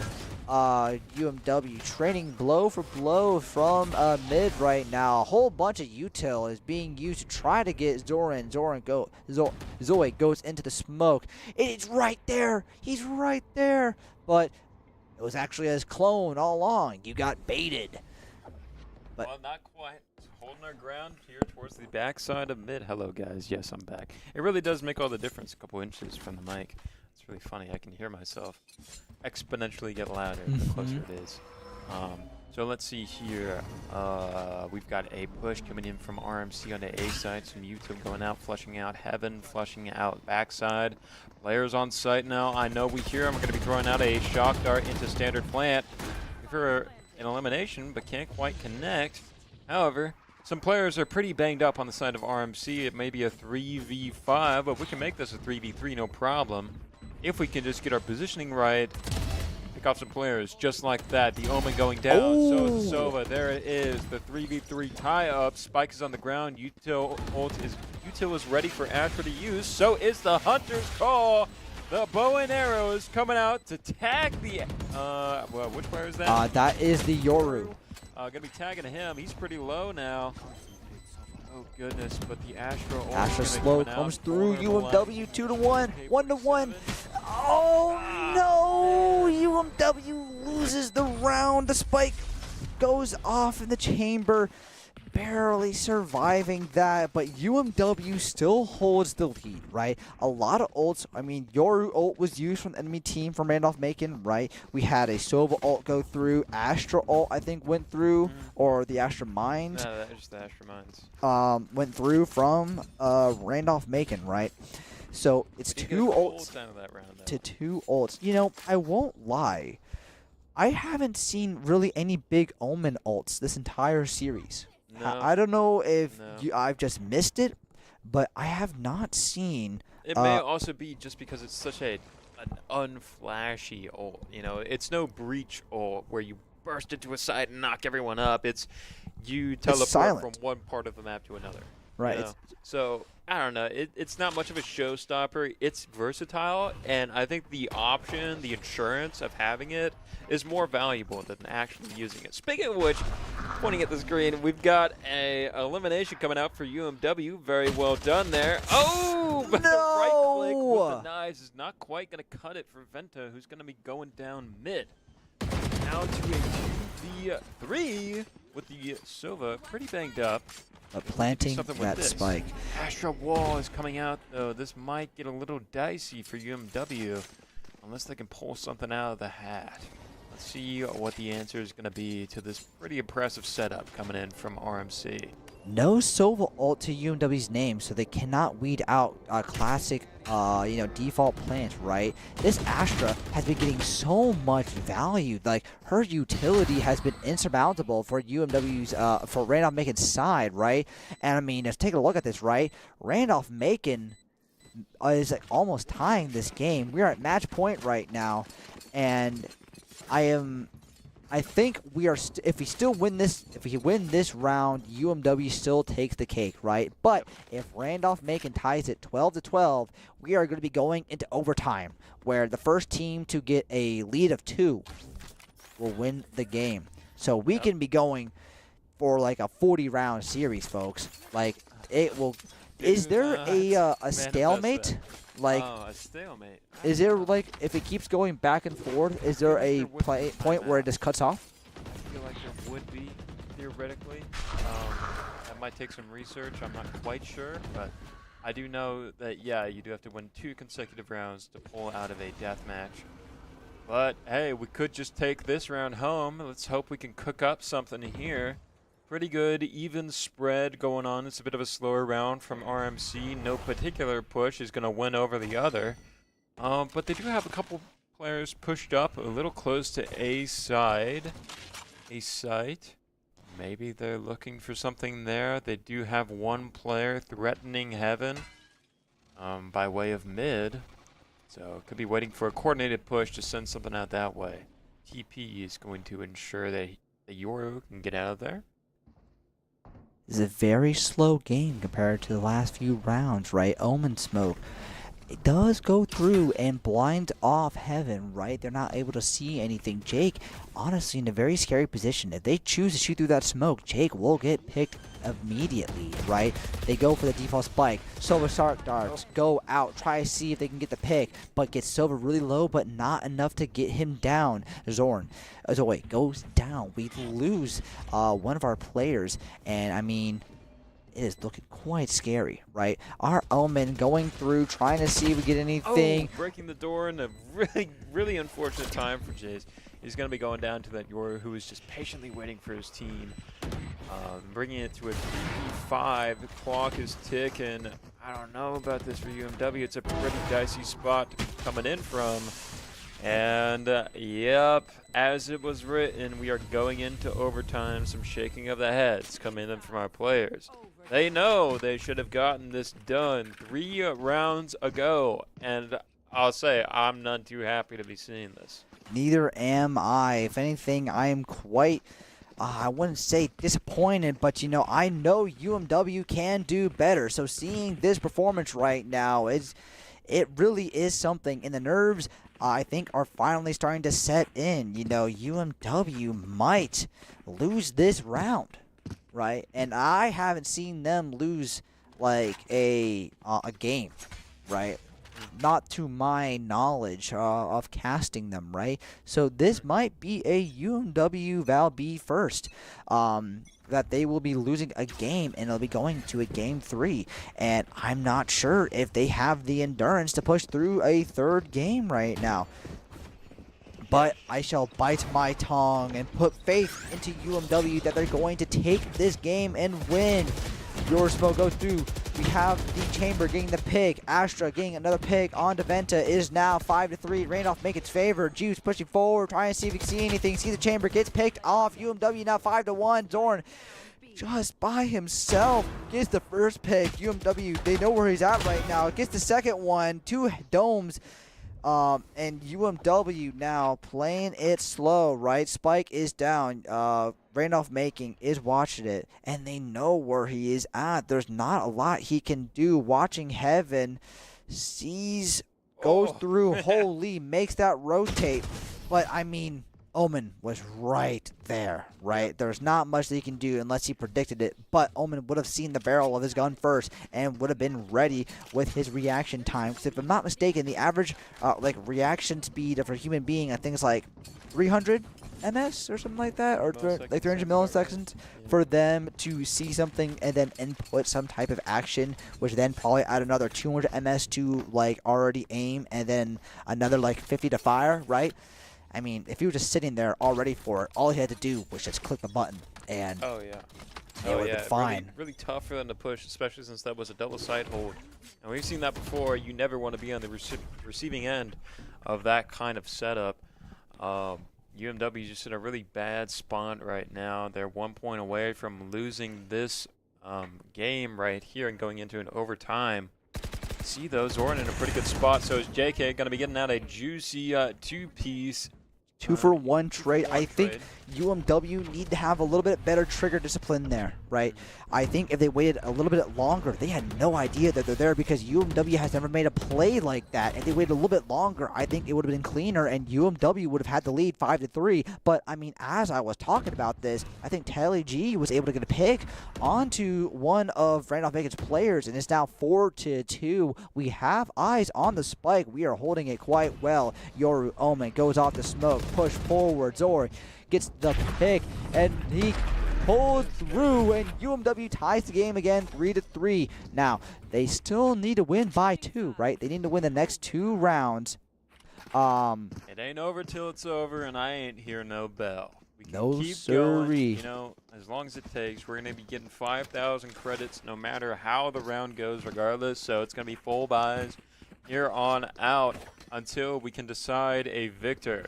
Now, what happens after that? If UMW wins, we close it out 2-0 sweep. Nothing to it against RMC. We've done that before. But if we can't, if RMC pulls ahead, we're going to be going into an overtime match. And quite frankly, I don't know if our guys can handle that. I don't know if we can handle that. And I don't know if production can handle that. Because I think I will be a lot. I will be, I think, just fine. You know, I think my casting chops are still strong. I'm not that old. I'm not that long in the tooth or nail or whatever that saying is. Yeah. But got some youth to you, unfortunately. I'm a grizzled old caster. I only have grizzled so much old steam caster. in the What are you, tank. 22? 22. Yeah, how old are you? Oh, man? 21. You You never know. had a drink in your life. You don't know what you're talking about. Oh yeah, yada yada yada, yap yap yap. Get back to the game, old man. UMW. Let's see what we got cooking up here on the UMW side.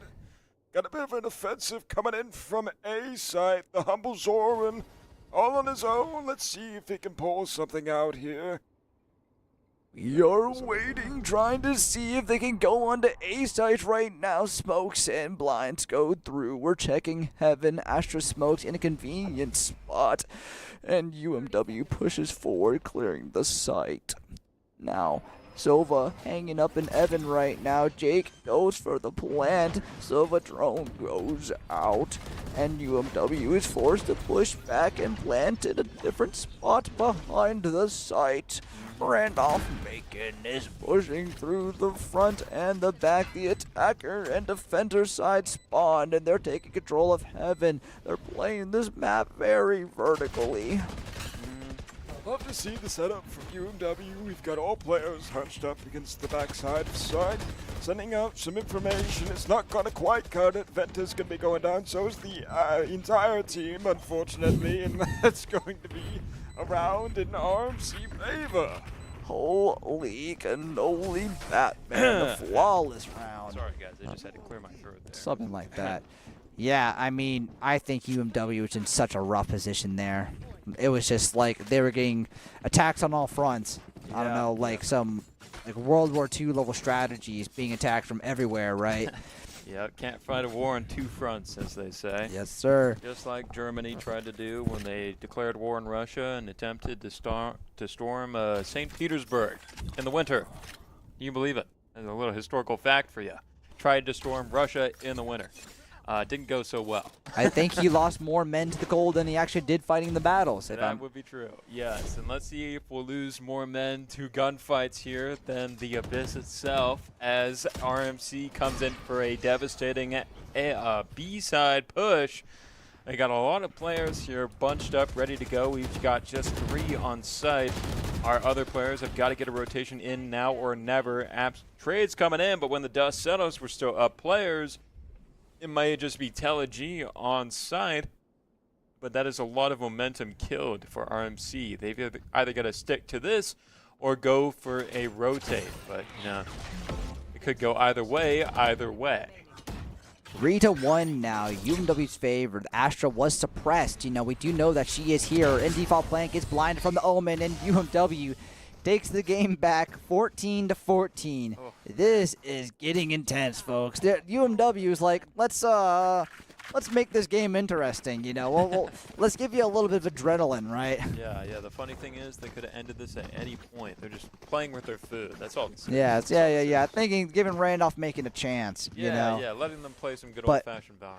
We are now back on attack, right? And can we get a tab check real quick? I just want to see the credit. I mean, everyone is down to pennies, right? I mean, they're full buying like every single 5,000 round. Credits right. every round, regardless. So, oh, I did not know that. Econ doesn't really matter when it comes to overtime.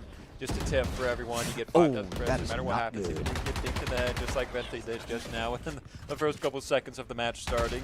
Out of 3v5 coming into this next round, it is not looking good for this push, especially if they got players in little pockets here and there. Another trade coming out, picking off another UMW player, and a lot of RMC players on site. Ooh, that is a good pick onto the chamber. TeleG starts planting the spike. Juice getting the pick onto the Omen, making it even 2-2. It was a 4-2, but now it's 2-2. Spike's been planted. Now RMC has to push towards them. Gets the wall bang onto the enemy team, onto our Omen. UMW pushing forward, gets the pick onto Astra. TeleG just playing ring around the Rosie right now. He's to your left. He's to your left. So we're pushing through, and he does not. He was pulling out his gun, and he did not have enough time to react, and RMC takes it. What I'm noticing a trend. Whenever someone defends, they win. Right? Yeah. So right. UMW has to win this defending round and somehow get the miracle win on offense to get the near guaranteed win on defense once again, because defenders have a 100% win rate in this overtime. Is that so? Really? I'm pretty sure. Wow. Okay. Well, I'm hoping because they've been trading wins back and forth. Yeah, we have been trading. We've done a couple trades now. The score 15-14, unprecedented numbers for me. This is the longest singular game of Valorant I've ever casted. So let's see if we can pull something out of this, like you said, it should be defender-sided. But, I mean, we really are just going to have to see if it's really going to come out like that. Mm-hmm. UMW now, like I said, we're on defense, right? We're playing back, waiting for RMC to try to push into us, right? Sova and Chamber, two pretty strong players on Randolph Macon's side, trying to see if they get anything. Astra gets the pick onto Telly, right? And now no one is able to defend B-site. Spike now slowly moving towards B-site right now, and UMW gets the pick onto Chamber, evens out the game, but they have to realize at this point that Randolph Macon is not pushing A. We have to start moving over to B now, or else they're going to have too much time to set up, and we're not going to be able to get back into it. Spike starting to get planted by the Astral in what looks to be in not default plant, but in that back corner. Astra Wall goes out, blocking all the sight lines they have from Heaven. And now if they push through there, Randolph Macon will have all the sight lines they need. And, what the? Whoa! Easy play coming in from Venta, but it's just not going to cut it. One player left, 1v3. The wall is down, perhaps, but he's got 2 players to work through right now. Nonetheless, a 4K demon so far, so if he can shake no, can't cut it. RMC going to be taking home the overtime, and we are going to go into an overtime game. Score 1-1, no one's favor. And now it is this next match will decide it all. 30 rounds were played this game. I think 33% more than it was last round, because it was 3-7? 13-7? 13-7. 20 rounds played. We had 30 round plays this game, right? I mean, this was a long match. And so I'm willing to bet both teams are going to be taking a little bit of a break, just to try to recuperate, make sure that they are on their A game for the next round. UMW, I believe, has map pick this time, so we get to see one of them get put on one of their more comfortable maps, and hopefully it'll go towards UMW's favor. Taking a look at the score real quick, let's check out KDA, right? Zori on the top, 29-20, very strong right now, and I mean it goes to the Sova and the Astra playing really well, especially on the back half of that game right now. Because UMW was it was 9-12, and Randolph Macon making that strong comeback, and they're not a playoff contenders team for nothing. Right? We can't take them. We can't just say that they're pushovers, right? They are fighting back, and UMW has to realize and maybe calm down their egos in order to lock back in and play serious this next match. Hopefully. We did go into this with a fair bit of confidence, and I think that we eventually did pay the price for that being the case. Just not quite locked in towards the end. I saw a couple of different lapses in communications. I know the lockdown at one point, Zoe actually shut the Omen out. They were holding Spike at one point. It was Omen and it was Zoe and Venta. And Zoe had thrown down his lockdown util. He used the wall, but he walled off our Omen, which was very interesting because, we would want all our players to be on the drop Spike. Yeah. And that's just one example of how the communication was sort of faltering. I don't know if you guys are watching the face cams, but we did also see some shaking of the heads. We did. Face palms. Just not the stuff you want to see when it comes to having a good mental acuity. Definitely not. But, that was last round. This round 3, game 3. Coming in fresh, all right. Fresh mentals, fresh buys, fresh characters, and just an overall, it's just let's just do this again, all right? Let's just do what we did round 1, right? Mm-hmm. Game 1, and let us just secure this series and take home the trophy. All right. Now, taking a look at chat, we did miss a couple of things while we were, calming over that final game. A couple of booms coming out from Father Depp. A couple of get dirties. Go Wash. Woohoo! Appreciate you. We got some Let's Go UMW, some Get Dirty Go Wash, some 6-7s coming out for 67 channel points. And I will say the predictions for this round was mostly that UMW was not going to win. And those were correct. Mm-hmm. Those people will be taking home those channel points. Congratulations. Yep. Is there an anti-boom reward? I do not think so. Is this Bow 3? Yes, it is Bow 3. The 12-8 choke is crazy. It was low-key deserved L for BM timeout. The BM timeout. Was that considered a BM timeout? Did we have the BM timeout? We were at the 12th round and then we timed out. Oh. I thought it was kind of like a let's lock in and get this done, but I could too. see it as a BM timeout. I can understand that. Our players have ego. That doesn't surprise me. Yeah, we just want to make it interesting. That's true. We got another redeem of 6-7 by Ghost on Clash. Is that like a Clash Royale reference? Ghost on Clash? Ghost on Clash? Oh, probably like ghosting streamers on Clash Royale. That's my thought process, but maybe I'm just too unk to understand it, Don't worry, I'm hip with some of the lingo. Don't worry. I'm an understander. I'm a little hip. I know my 6-7 memes. I know my. What's your most recent sort of topical thing that you know? It's like a spicy little take. Like topical. Like, what do you mean? Like, give me an example. Like 6-7 is like a topical sort of trend right now. But do you have any other ones that people might not know about? They might not know about, but like the Agartha memes. I haven't heard. Oh, yeah. When they start playing like Land Down Under and like some like dubstep bop or whatever. Let's keep the entrance to Agartha hidden. That's true. To all the Agarthians. Yeah, that's pretty good. That's pretty neat. I think that's probably been one of the topical memes that I have been seeing around on my For You page. I like that one. I don't have any topical memes myself that are really relevant. A lot of slop in my feed, personally. A lot of slop. I've been getting a lot of Dispatch videos on my Instagram feed. Have you played Dispatch? Dispatch? No. What is Dispatch? So first off, I just want to say, I highly recommend this game. Dispatch was this game made by Ad Hoc Studios, and it's a choose-your-own-adventure kind of Telltale-esque story-based game about a superhero dispatch office, right? So you were this hero named Mecha Man, right? And you go on to face your arch nemesis, the Shroud, right? But he destroys your suit. And so now you, low-key being really depressed, right?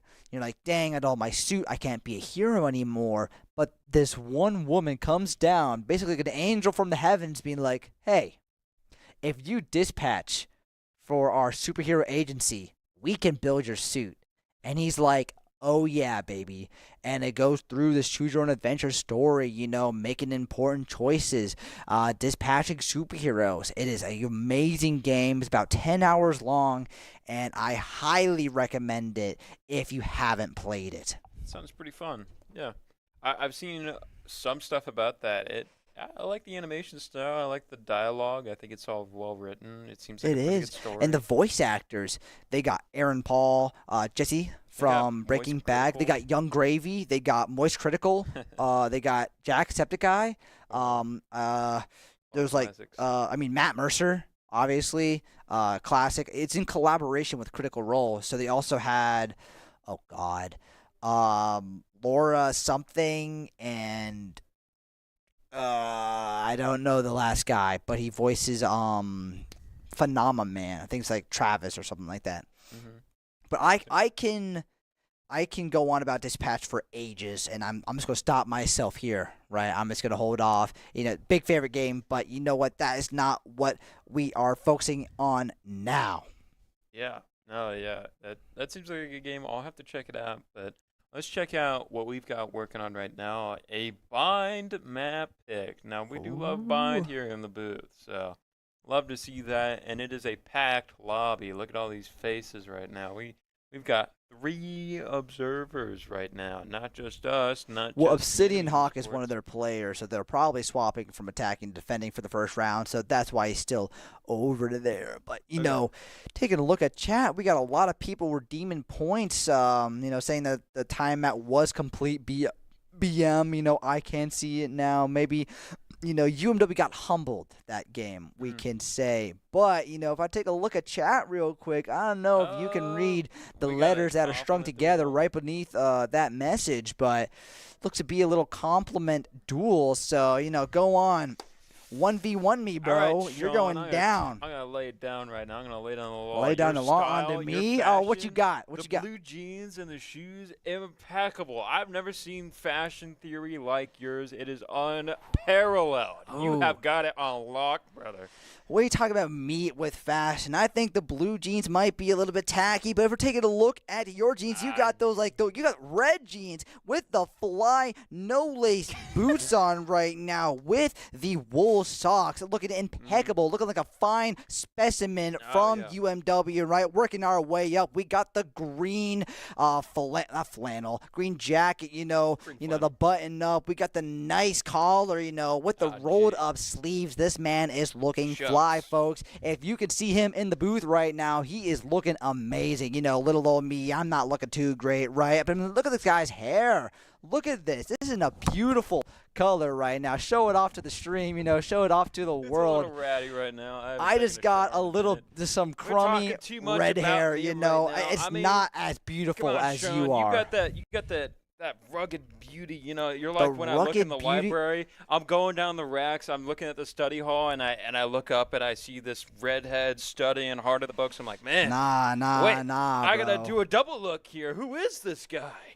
I can't believe it. I can't believe it. All right, this duel is over. This duel is over. And we're dead scene. Now, who won? Who won? I'm curious who won. Yeah, chat. Who do you think won that duel? 1 for Cue Ball, 2 for Doug. Or just say who won, Cue Ball or Doug. We have to do a game ball in the next compliment duel to see who wins. Who wins. Well, I don't think we can do another prediction until the first one is done. But I'm not exactly sure. I'm not a Twitch knower. But, W. Agartha coming up from Radical Highway. That is true. That is true. We got Jenna Venta. He's going to be making a comeback on this next round. I swear. He's going to be going on Jet. He's going to be going those operators. Going to bam. I feel like getting it's those picks. Venta, and more like Venta. We did two, what's it called, but like the tone inflection? Inflection. The inflection, I have it a more high key. You're being like, no. Gosh, man, the performance from Venta these games has not really been what I like to see from Venta. He is such a demon when it comes to those marksman rifles, but it just wasn't cutting it, He was not connecting his shots. He was not positioning, not using his util correctly. Oh, man, a lot of head shakes. I know he knows that he was messing up too, which makes it even worse. Yeah. Well, actually, not really, because that means he can learn from it, but the fact that he has to learn from it, period, is sort of a detriment, especially since we're in finals right now. It's not the time to learn. It's time to apply what we've learned. I like that saying. I think you took the words out of my mouth. Now, thank you. I think we are getting ready to go into the third and final match of this series, folks. Map 3, Bind, UMW on defense first.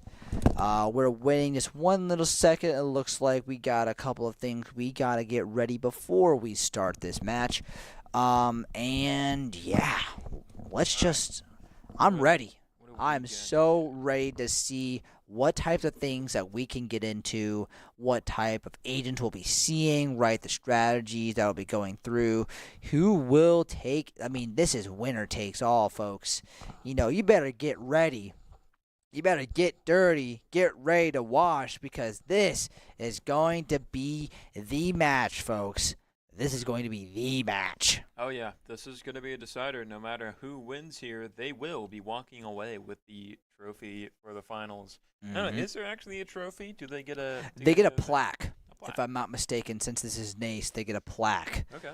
So, the winner will take home. I could actually get one of the plaques, so you can see what it is. Hey, I would say if we win, you can get the plaque. I don't want to. I don't want to betray the prize goal before it's been won. You know, I want to earn it. I want to earn it. I want to sit here. I want to clock in. I want to suffer through an overtime game, and then once we've done that, we can earn ourselves a nice view of the plaque. Of course. What do you say to that? Yeah. Now, the score is 1-1. It is a even game. This next game takes all. Yeah. All But right. I think they will hear that 3 minutes later because we do have a delay. So I'm sure maybe someone else in chat will answer before our answer goes through. But Right. looks No, you like got the we're guarantee. going to be going into the final round, All right, folks, all right, on to all right. Bind, Here we a are. classic map. And let us see what we got. Insta, All right. Raise lock in for the Venta. Maybe he's tilted. Maybe that's a good pick here. We'll just have to see. The single duelist team comp is not the worst.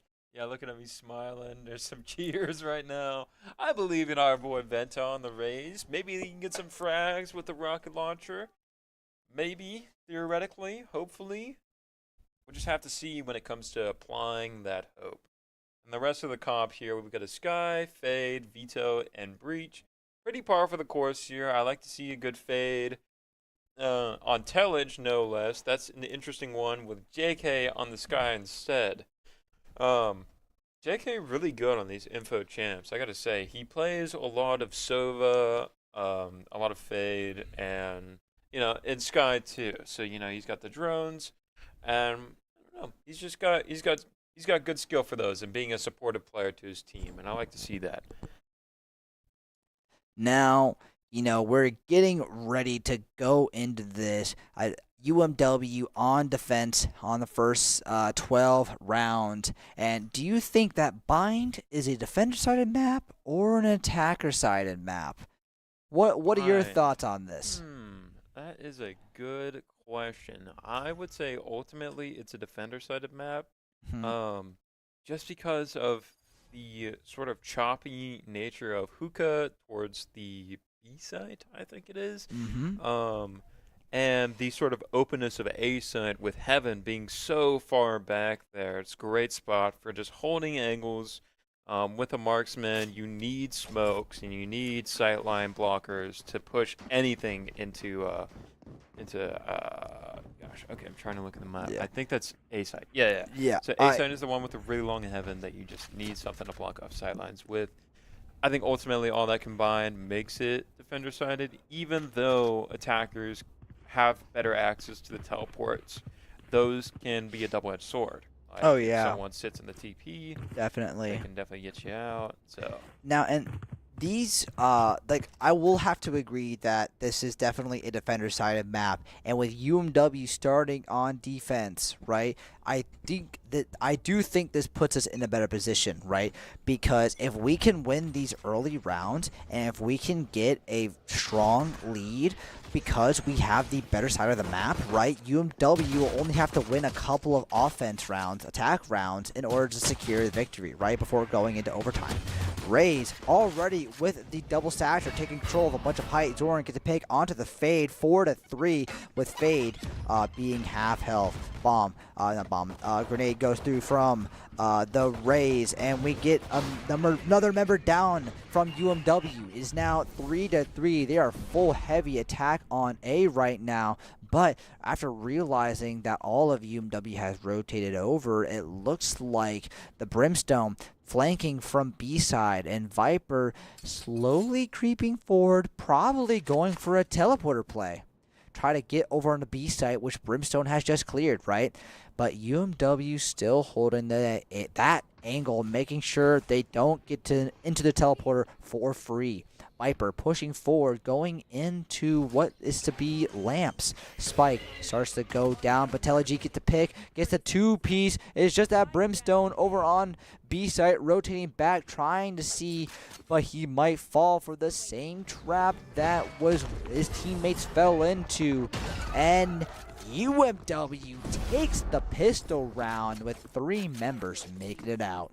Yeah, not bad for UMW. That was a bit of a tight call there, but we're gonna be pulling out towards the end and go straight into this awesome mid buy here. You know, Bulldogs. We got an Outlaw, par for the course stuff, and no surprise for Venta. He's gonna be locking in that Outlaw against what is probably gonna be a full save from RMC. If we get tab check real quick, let's just, yep, there it is. Yep. I feel like I've seen this before. Hey, it's it's like I know what's gonna happen towards the round 2. Are you a prophet? Yeah, a seer? A regular messiah, you could say. The messiah. I know all. I know that Venta is going to have one-shot ability with his cheeky little Outlaw. But let's see what we've got here with a double sightline hold on Hookah for anything coming in through B side, and it looks like that's going to be the motive for RMC. They're going to be putting down some YouTube here, going loud. Not before Zoid can get a shutdown. Veto coming out. Jace on that. Judge is no problem. Oh no, Jake goes down. Going to be going down before he gets that blind off. We're going to be trading the Judge for the Spectre for a more mid-range weapon. Spike has been planted, and RMC gets a pick on the Zoe boy. They all are all back there. Venta gets the pick. It is now 3-1. We know where the raise is at, but Juice gets the final pick. The spike is defused, and UMW 2-0 over Randolph-Macon. Yep, what we needed, and I'm seeing some more smiles on the webcams. That's what I like to see. Our players are in a good spot financially. We can buy some weapons. We can save them. Jace being able to walk away with a Bulldog there is pretty good for round 3. Oh, yeah. Even if the enemy team is going to be coming in with a full buy, got some pretty good stuff to work with here. Oh, look at these animations.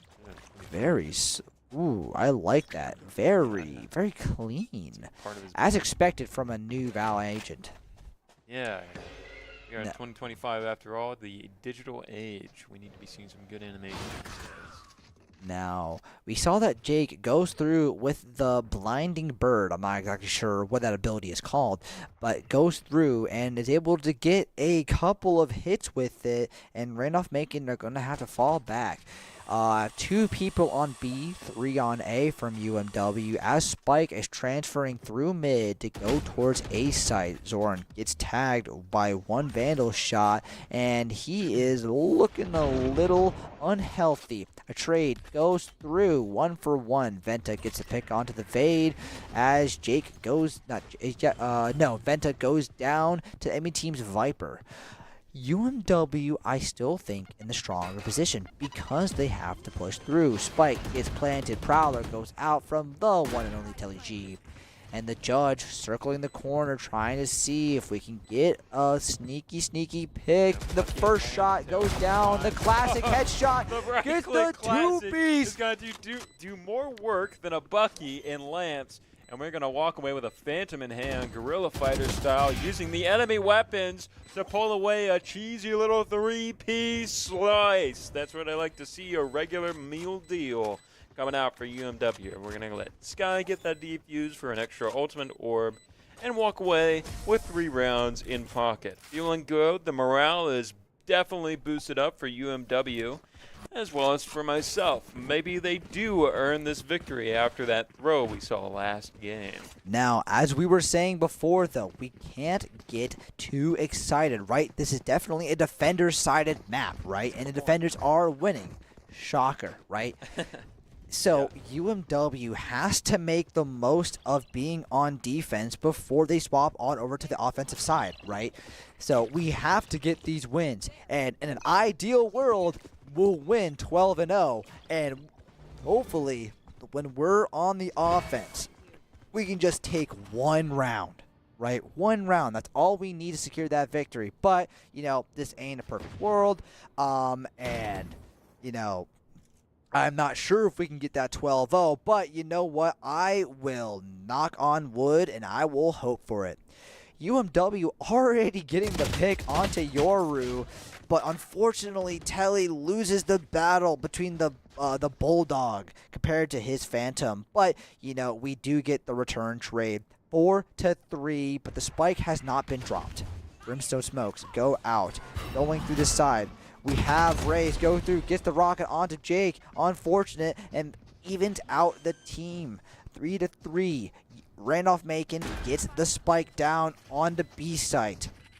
Yep. Venta in the smoke, here. but Venta gets be caught in the out. Smoke and going to go down for it. Spike is on the ground right now, and Zoi's going to be pushing in. He's got one smoke to use and a molly. Good for shutting off some sight lines, but where is he going to put them? My The guess answer is he's going going to to be smoke on off the the spike specifically. Going to be going for the regular sight line there. Try and hold him off, but we're sending Jace onto the slaughter. Not quite secure enough with the smoke on the side. Going to be getting the spray down onto elbow there. Maybe it's enough. No, we're just going to walk straight up to Zoe on spike and shoot him in the head. And that is going to be a round in RMC pockets. Now, I mean, like I said, maybe I caster cursed it there, and I am really sorry for the viewers at home. But UMW still in the lead, 3-1 going into round 5. Can we get a tab check? I want to take a look at the economy. Looking decently even. Full buys coming out from both sides. Venta opting to go for a light shield. Or is that no shield? No light shield. That's light shield. Yeah, that's light shield. The circle threw me for a loop, but that's the regen shield. Oh, yeah, that one. Yeah, pretty dicey setup for Zoe with a Guardian and a regen shield. Probably going to be staying towards back and playing a more auxiliary role for his teammates. Nice thing about the Sky Smokes is you can use them from a lot of different locations just like that. He's not even on site. Speaking of which, the enemy team is on site and they're going to be getting some stuff right now. It's an absolute brawl, a 2v2 trade, but the spike is going to go down in exchange. Now Zoe is up in heaven, going to be looking for something. The ultimate is ready to go, so good luck for something here, flush out some territory. Viper ult is out. That's going to be very hard for UMW to push into that, right? We need to get a pick onto that Viper, but pushing through, we are on a time limit right now. Viper gets, still up. Decay, going away. We need eyes on that spike so we can go defuse it, right? Viper's still somewhere in this smoke. Viper ult goes down. UMW 2-1. Viper is right behind you. You can't defuse it. Gets picked off by the molly. And it looks like the spike will detonate, and UMW will lose the round to a clutch play, 3-2. Yeah, I don't know how they pulled that one out of the bag. I thought that was in UMW pockets, but then we sold it by walking into the molly. What went wrong there? Do you think you just didn't see it because of the sky smoke? I'm not sure because I feel like he would have felt it. Right? Yeah. And maybe he just didn't react fast enough, or he just got pushed into an uncomfortable position because we didn't know where the other two members were at. But, I mean, UMW lost the round 3-2. I mean, still UMW favor, right? Like, we're still in the lead, which is good. We just need to get back onto our feet. We need to catch our stride. Yeah. Well, like you said, every round we lose on defender side is one more round we have to play on attacker side, and that's not what you want to be doing on this map. Once they switch over, it's going to be a lot harder for us to push up from any point deficit we might be in, especially since we're only 1 point ahead. It could get a little dicey if we can't make this more of a stop. Very true indeed. Viper Wall goes out blocking off a sight line. Venta, but sitting right by the smoke, waiting to catch anyone that goes through this wall with the Bucky, right? Trying to see, jumps up, trying to see if he can get like any information on where they're at right now. But Randolph Macon, all 5 of their members are trying to be pushing up towards B site where we have 3 members. Jake goes down, Fade ult comes through, gets 1 pick, gets the 2nd pick, gets the 3rd, 4-2, 3-2, UMW still in the lead. Venta on the flank, but the Bucky, the Bucky just don't have the range, right? And the Brimstone was able to secure the pick and the spike. We don't have eyes on it, and it goes on over to A site. Yep. Hey, avoiding the plant on B side, costing us a fair few players, but essentially an even trade. Now, is that worth it though? Because Spike did go down on the other side of the map. We are there now, going to be pushing into site, looking for anything, but finding nothing. Both players completely pushed off. He's looking to hold a defensive depth kind of tactics. The Brimstone ult going to be coming out to eliminate. Showers can't fix. Telly G gonna be cleaning up shop here with another nasty 3-piece combo. With Gonna be that taking that clutch. home with a side of fries. Love to see it. Telly has been coming in clutch these past few W rounds that UMW has gathered. So, I mean, Telly G, star player right now in my eyes, at least in Game 3. Yeah, no, absolutely. It's becoming more of an issue of endurance, and you can see it's starting to test a lot of our guys. Regardless of what the mental is, you've been playing Valorant for going on like 2 hours at this point, so it's going to get to anyone. No matter what your disposition is, your hands just aren't going to be as hot, and that'll show. Some players are more suited towards the sprint, others the marathon. I was trying to say this whole time that Tella just more suited towards the latter. Now, I mean, keep in mind, it's not 2 hours of normal Valorant. This is 2 hours of collegiate competitive Valorant, right? Where everything is high stakes, comms are flying everywhere, information coming at you from left to right. So many inputs, you know, and that can wear a guy down. Venta falling back from the Brimstone smokes. Cluster bomb comes through. Does not tag anyone, and UMW actually gets 3 of them, goes through the Brimstone, blinds the rocket, gets the pick onto the enemy team's Rise, is getting healed right now. What heals on UMW's team? Sky, really? I didn't know Sky had a heal. You didn't know that? No. Yeah, it's like an area of effect heal. It's got like a meter, at a certain amount of charge. You can heal anyone in the radius, through walls, whatever. Oh, nonchalant heal. Yeah. I thought only Sage had heals, and like Phoenix when he threw fire at the ground. No, yeah. Also Sky. I think there should be more healing champs. I might be a little cheesy if they don't do it right. I feel like it can get really scummy if you make it, cheesy, but if you balance it right, if you do something like Sky, where it's pretty limited, like the scope of it, but it has its advantages. That's fair. I can get behind that. I could totally get behind that. I'd like to see more of that. Some more longevity to the gunfights in this game, because it really is. A lot of games take this approach where it's a one-tap headshot. You're out of play for the next minute 30 or whatever. I really appreciate that. I like the longevity that having a Sage provides to games is more my speed. I can totally understand that. Looking at the map right now, Randolph Macon is dedicating 4 members to the B-side push, while the Yoru is just chilling over on A site, trying to draw attention. UMW playing it, pretty relaxed right now, not pushing up any real angles, waiting for Randolph Macon to make the first play. Spike onto a B site, Raze trying to get something happening. Unfortunately, ult does not. I think that was an ult. Does not go through. Oh, the TP. Oh my. Oh, I had no idea that existed. Wow. Yeah, he's like a chamber TP. Cool. Spike planted. Brimstone smokes out. Next up onto another smoke from the Viper, and it's looked to be pretty hard to try to reclaim and defuse this spike. Zoran pushing forward, trying to see, but does not look left, look the wrong angle. I don't know what he was doing there. I think he needed to play back and wait a little bit for his team to help cover the opposite angle. Telly G get the first pick, does not get the pick onto the Yoru, and RMC takes their 3rd round.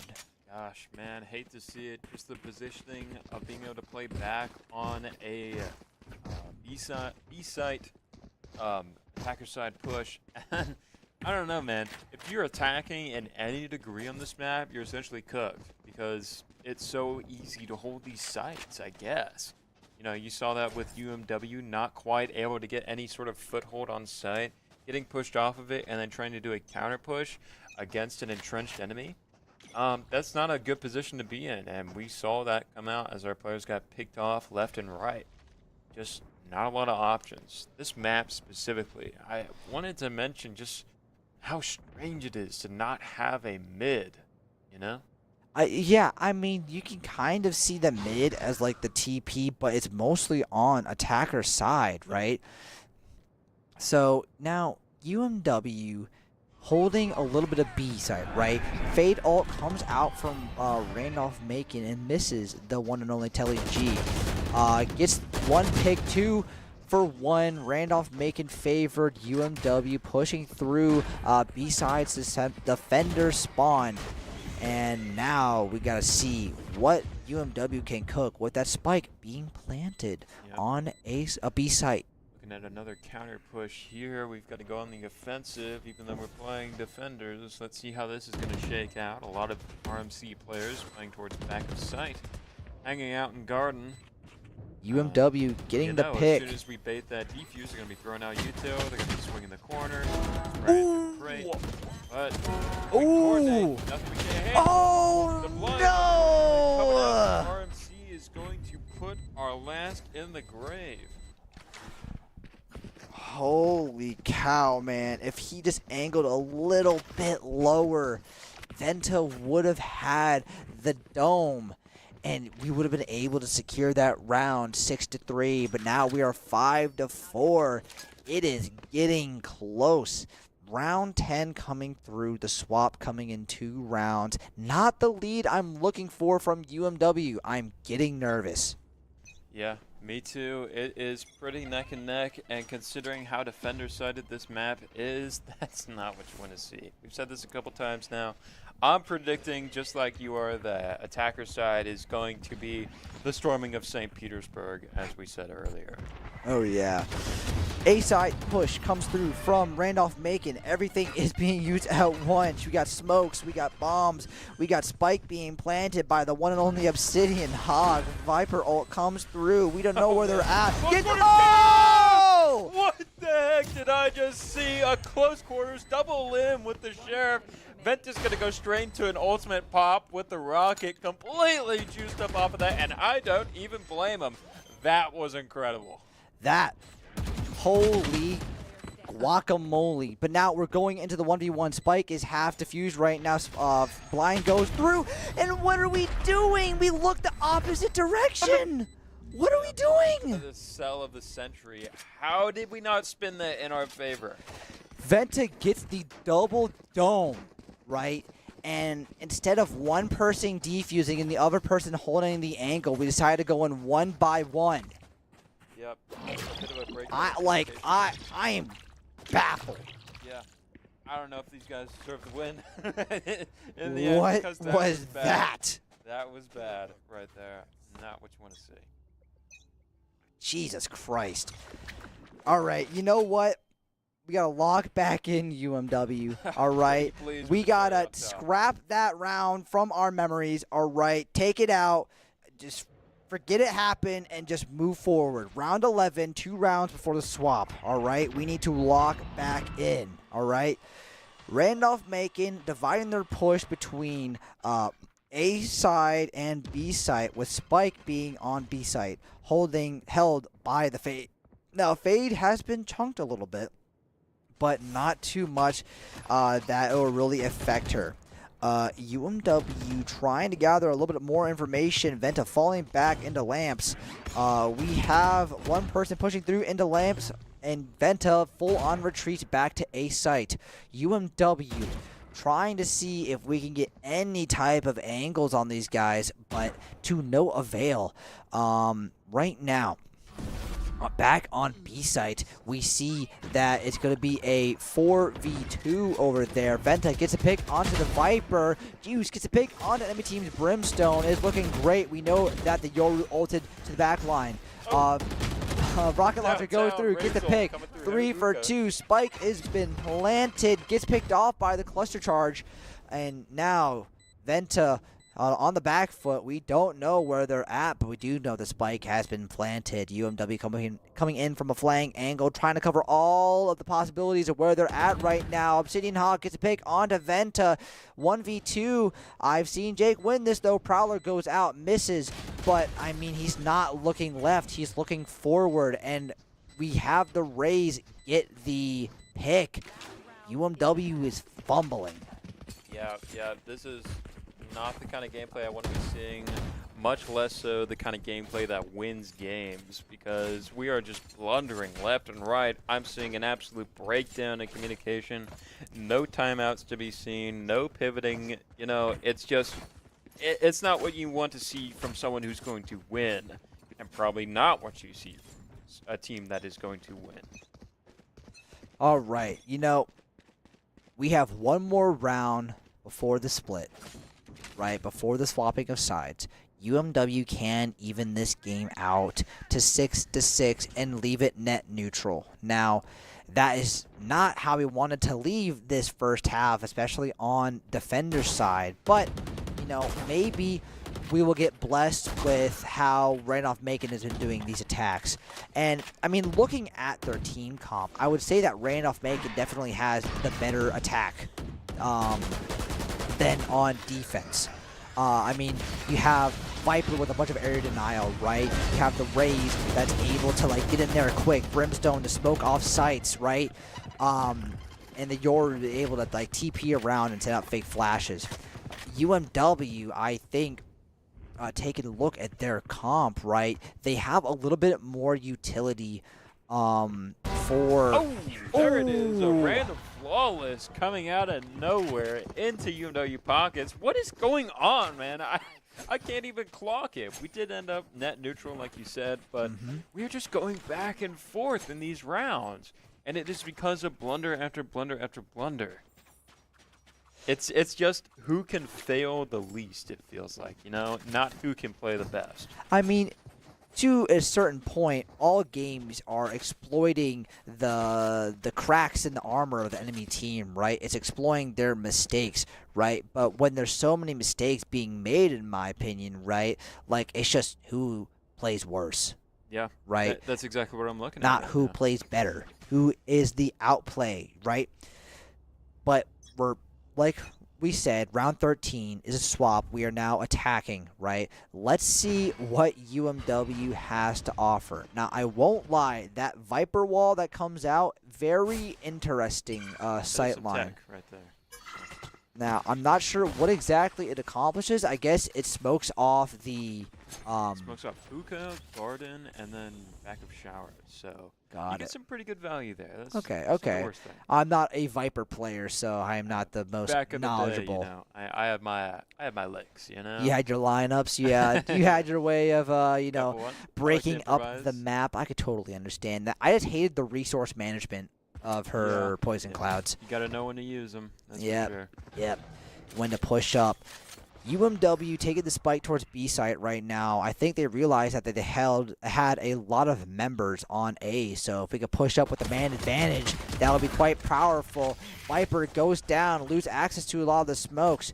Juice taken forward, getting up that little guy in that top corner, being able to provide a utility for his team, pushing back into the elbow, gets the pick. Onto Yoru, 5-3. UMW taking the initiative and the lead in the pistol round. But unfortunately, UMW loses 2 members. Trade for trade, 2 for 2, 3 for 2. UMW in the lead in terms of manpower with the HP advantage. Spike the dust settles. It is a 2v1. Spike is ticking. All they've got to do is get inside. Clean. But that's nothing that the 4K Demon is going to allow. Jace coming out with that one. Question was asked by Ryan Sage. The score is 1-1 right now. Whoever can take this home takes home the trophy, as this is our finals game for Team B Valorant. 7-6, UMW secures the lead, right? Very good, especially on offense, right? But we need to, you know, keep playing the odd. I feel like we are battling the odds every single time we are on attack, right? I feel like, you know, we just have to, you know, beat them. I'm repeating myself because I'm not sure what else to say. There's not much to elaborate on. It's just I feel like we're at the disadvantage every single time. Yeah. It is kind of a tale as old as time. You know, two teams fumbling back and forth. Who can trip less than the other? It's kind of a struggle in the mud. You know, it is not a knightly duel of long swords and shining armor. It is two World War II soldiers out of ammo in the trenches, trying to drown each other in the mud pits. You know, wow, it's gritty. That is a gritty. Did they leave B site completely open? Looks like we have B-side to set up a nice little home in. We're going to get set up here. The homesteading initiative is in full effect, including one juicy little spike plant. As we get that timer ticking, and RMC has got to wheel to gather up a welcome team to the new member of the neighborhood. I am not sure what was going through Randolph Macon's head when they decided to leave all of B-side open. But you know what? It happened, and now score 4 players, 3-2. UMW taking the lead. Spike getting close. Viper 1 HP. Never mind. Gets picked off. Venta with the look it to the left. Get the pick. Look to the right. Get the dome. And UMW brings the game 8-6. Yeah. Love to see that. And I love to see plays from the crate in the center of B-side. There's so much potential because you have so many sidelines you could be holding, but you can only really hold a couple because of how unique the crate itself is. There's a lot of permeable cover in there, so you got to be careful which spots you're swinging exactly, how you're positioning. But you play like Venta, you know, you swing the backside entrances, you look at hookah window. Play it right, you can do it right. He's got an aim diff, honestly. I saw that Venta. We all saw it. We all saw it. But looks like Yoru's going to be teleporting back and pushing onto B site after holding A for a little bit. We have Spike pushing through towards B site near the elevator. And it looks like we'll be taking Heaven or Hookah. A window, that's what it's called. Well, the whole thing hookah in itself, I call it hookah window sometimes. It's got Hookah window. A bunch of different names. It goes by many. Spot to be. But like you said, it is the spot to be. It gets a great sight line of backside of the site where the defenders can come from, and also pretty good angles from looking at the crate, right? UMW now taking the spike on over to A site as they use a lot of utility to hold B site. Randolph Macon, realizing that UMW is no longer as pushing, is sending back one of their men to hold A site alongside with the Brimstone and the Rays. UMW gets the pick onto the Brimstone. No more smokes for them, which is very good. But Jake does go down. That loses their blinds, their utility, and their heal. They're taking the spike and they're rushing over to B site right now after Randolph Macon has a full-on rush to A. Telly G still holding it, gets the pick onto the. They thought everyone moved.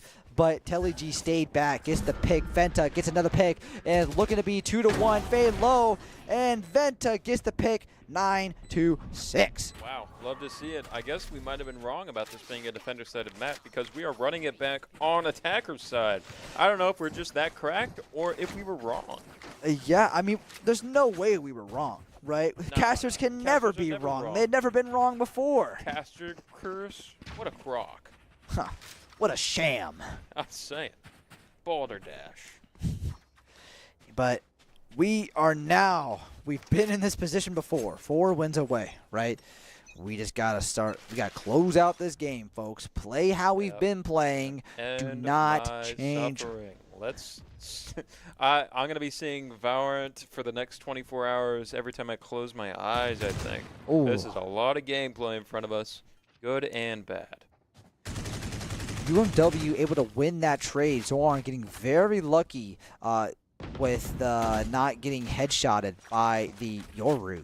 Now we're pushing through, trying to see if we can get any type of wall bangs from regular angles that people can be hiding from. UMW pushing back to B-Link, most likely trying to see if they can get a push onto A site. We have Venta pushing through showers right now as Juice, Jake, and Zoe push through A short. Going to be looking for something to hear, and in ultimate, it looks like it's going to be coming out for the veto immune to all that CC Jazz. We're going to be rushing in here to look for some ground, taking the first half of A-side here. Can we hold those? The question. We know that there's a player A-Lamps. We're going to be coordinating our team towards that location, but we can't quite swing around when a player drops Heaven. 2 players in Lamps right now with 2 players to hold. Can they do it? Zoe unable to handle the 1v2, but that's nothing his team can't clean up. Venta on a hot streak right now with a juicy 3-piece to close out round 16. Now, I mean, we saw the celebration in the cameras down below of TeleG. You know, we saw that shake. You know, they were really celebrating right there. This is getting, it is getting wild. It is getting heated and close. You know, UMW, they're getting close to the position that they were last game. Now, we're going to see if last game was a fluke or if it was meant to be. Yeah, let's see the ego timeout again. Maybe that'll help. Surely. Yeah, that'll really get them going. I really hope their ego is not their downfall. I've seen it happen before, you know, and it's never pretty. So we're going to have to see how things shake out right now. Cooking up a 3-man shower push, maybe just for ult orb. Viper's ult is going to be a response. Sky ult is going to be the response. Going to send out some jellyfishes to get some intel. All 3 of them are going to go into A site, telling us that the closest 3 players are on A site. So we know it's a pretty deep hold. We're going to have to decide what we want to do with that information. Looks like Venta is going to be doing some damage with the raise ult, wherever that was. Wow. Unfortunate spray pattern coming out from Zoe. But, I mean, UMW still in the lead. 4-2. Both of them pushing through shower. Perfect headshot angle. Gets the 1-for-1, which honestly I think is worth. Right? Yeah. I mean, we spend, we only lose a quarter of our manpower while they lose half, right? UMW still statistically in the better position. Right now, a game of numbers. Molly comes out, does some damage, but it's just not going to be enough for RMC to run him back against UMW. We're taking another round to pocket, going in to a timeout from RMC. Got him on the back foot now. Well, alrighty. I mean, we should also be taking this time to stretch, get locked back in, use the hand warmers, make sure that you are feeling good, feeling 100%, because we are potentially 2 wins away from UMW taking the cake, taking home that trophy, taking home that W. Yeah. The W in UMW. Yeah, the UMW. The W in UMW stands for winner. United Me win, you could say. Yeah, caveman speak for you. You know what will be fun? What do we do caveman speak for this next round? Only 1-syllable words. 1-syllable words? 1-syllable words. After the timeout. Can we do that? Let's do it. Can we do? Yes, try. We can. Let us try. All right, when the timeout hits 0, that's when we start caveman speak for this round. Are you ready? Okay. All right. Locking in. Go. UMW. Ready for next match. For shoot. And pew. Bad guy. Yes. UMW push. This be great for us. Full by round. Yes. We got this. Nade. Go boom in clean room. Cannot. No! Crap! Okay, alright, strike one. UMW split push. Dead. Oh, down. UMW spike on B. A. B. Info. Need it. Alt orb? Info need to push B site. Dog out. Yes, dog. Yes, dog. Dog go. Dog bite. Dog win. Dog good. Fight stim down. Go clean room. Die. Get pick at Raise, B. Go boom on brim. 3, 2, 4. 7. Time low. UMW Need run now. need push. Die in Bad. TP. Not good. Bad. 10, 6, 5, 3. No time. Time run out. Time run out. UMWL. L. L game. L game. L game. L game. We keep going. Oh, No. Fred. No. That sucked. That was fun though. That was fun. That was a little mental challenge for me. Yeah. Trying to figure out what to say. You know, I didn't realize how valuable syllables were. You know, I know, man. I've been using a lot of big words and I don't even realize indubitably. it. A caveman. I think if you show that word to a caveman, they'd have like a heart attack. Oh, Same with probably. like giving a pilgrim a Sour Patch Kid. Keel over dead, you know. I don't think they could withstand the sour that one singular Sour Patch Kid can give them. You know. Yeah. You ever see those videos of people going to like uncontacted tribes and giving them like Mountain Dews?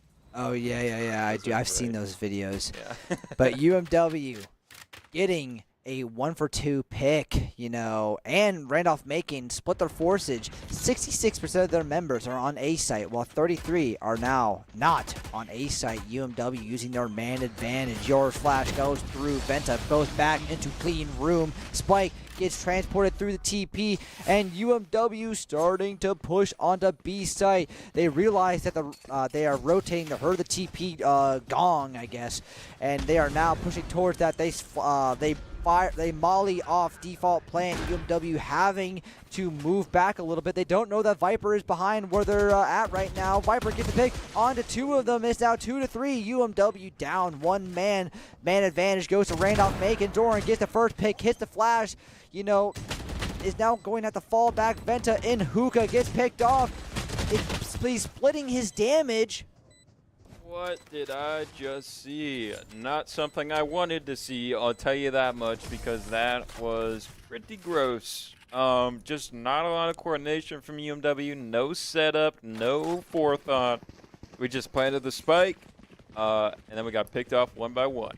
So, you know, not a good round for UMW. Score is nonetheless at 11-7, 11-8. I'm just hoping we don't throw it with this lead. Definitely not. It would be a heartbreak if we do. But UMW's got that in the bad. Prod, turn around. I'm turning around right now. Maybe look into the blinding light. Thanks, man. Appreciate it. The lighting that's used to make our face well lit blinded us. You know, Gosh, the you thing really that got brings me. us up also brings us down. Mm-hmm. Or something on a Our like that. greatest boon is also our greatest downfall. Temporary blindness setting in. Let's see if I can still commentate through the delirium as we set up with a push through A, B Gardens. Looking for something here. Going to throw down the Sky Smokes and the Combat Stim. Viper wall coming up in response. So is the Snake Bite with Vulnerable and DK. What are you going to do with this push? Jump right in and get eliminated. That's what's going to happen. But we're going to get a juicy two-piece in exchange. Not the worst thing in the world, but a counter fatal is going to come in. Some blinds, DKs, disorientations, the whole 9 yards coming out to shut our Zoy boy down. Just JK and his faithful compatriot, the Vito, with him. What is going to happen? Playing some Ring Around the Rosie here. Oh, they get the pick! And Starting UMW! gameplay from Vito is going to come out. Jace with the nasty three-piece combo. I love to see it. All Wham, right. bam, thank you, ma'am. UMW in a very familiar position. I mean, it's 12-8. Last time it was 12-9. No BM timeout has come out from UMW. Okay. It's not our timeout. It's not our timeout. Okay. It's not our timeout this time. So no ego. All right, our guys are guilt-free. This is not us showing off. Last round, for those who weren't here with us last game, we had a timeout when we hit round 12 apparently to BM, and then it cost us the game. Not what I wanted to see. I was very upset about that. And now we are in the overtime game. and at the same exact score. Yeah. Can we get the I see 2 Jakes right now, but I'm not seeing a Coach Brandon. Is there a way we can get that bottom cam drop so we can see our how's he doing? beloved player Death, himself. former UMW Val player, did win the championship for NECC for the first season I think UMW was here. No kidding. Yeah. He's a pretty good player. Yeah. Used to play with my brother Diamond. Those two would chop it up back in the day. Same with Saturn, who is still on the team for Team A and is team captain, I believe. So, Yeah. Some old dogs I know quite well. Yes, Death is a familiar face to me. Now, we do have a follow from Sus Chatter. Thank you so much for following our program, and you might be following right when UMW catches the win. Ult Orb gathered from Jake. He just needs one more to get his ultimate. Now we send the blind out. Zorboy sending down the plant. Now it's 3-4. Spike goes down.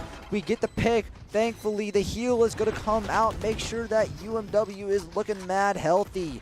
The HP advantage leading towards UMW, but, the man advantage go towards Randolph Macon. Blind goes through. Right now, we can't see anything right now. They're going to the defuse right now. They're going to have to get the pick, but the defuse goes through, and UMW now definitely in a very familiar situation. Oh, yeah. So, still at a 3-point lead. Surely we do not go to yet another overtime, guys. I'm begging ya, please shut this down. And how are we going to do that? It looks like we're just going to go with a 2-3 split here. Some B, some A. What else are you going to do on bind? I just really hope it ends with us securing this round. We are on defender's side after all. It is a defender's world when it comes to bind. Very true indeed, but I feel like this game has proven us, wrong about how, it might be a little bit more even than we thought. I thought that this map heavily defender-sided, right? But let us see, what goes on with this final round. A whole bunch of utils going through. These past few rounds, UMW have been taking. Wow, this is a bold move. Pushing in a defender-side spawn, I don't think Randolph Macon knew what happened. They just pushed through. 10,000 IQ play going straight through the side, taking the back roads, and hello B-side, we've got a free plant. That was actually awesome. I love that. Randolph Macon on A site. They hear the spike go down, and they're like, if they push through, Brimstone ult comes out from, I believe it was from our side, and now. Oh. We get the 1-for-1 trade. Telly G gets the pick while Venta goes down. That vulnerability from the decay grenade really deadly. Wow. Okay, wow. So we lose that anyways.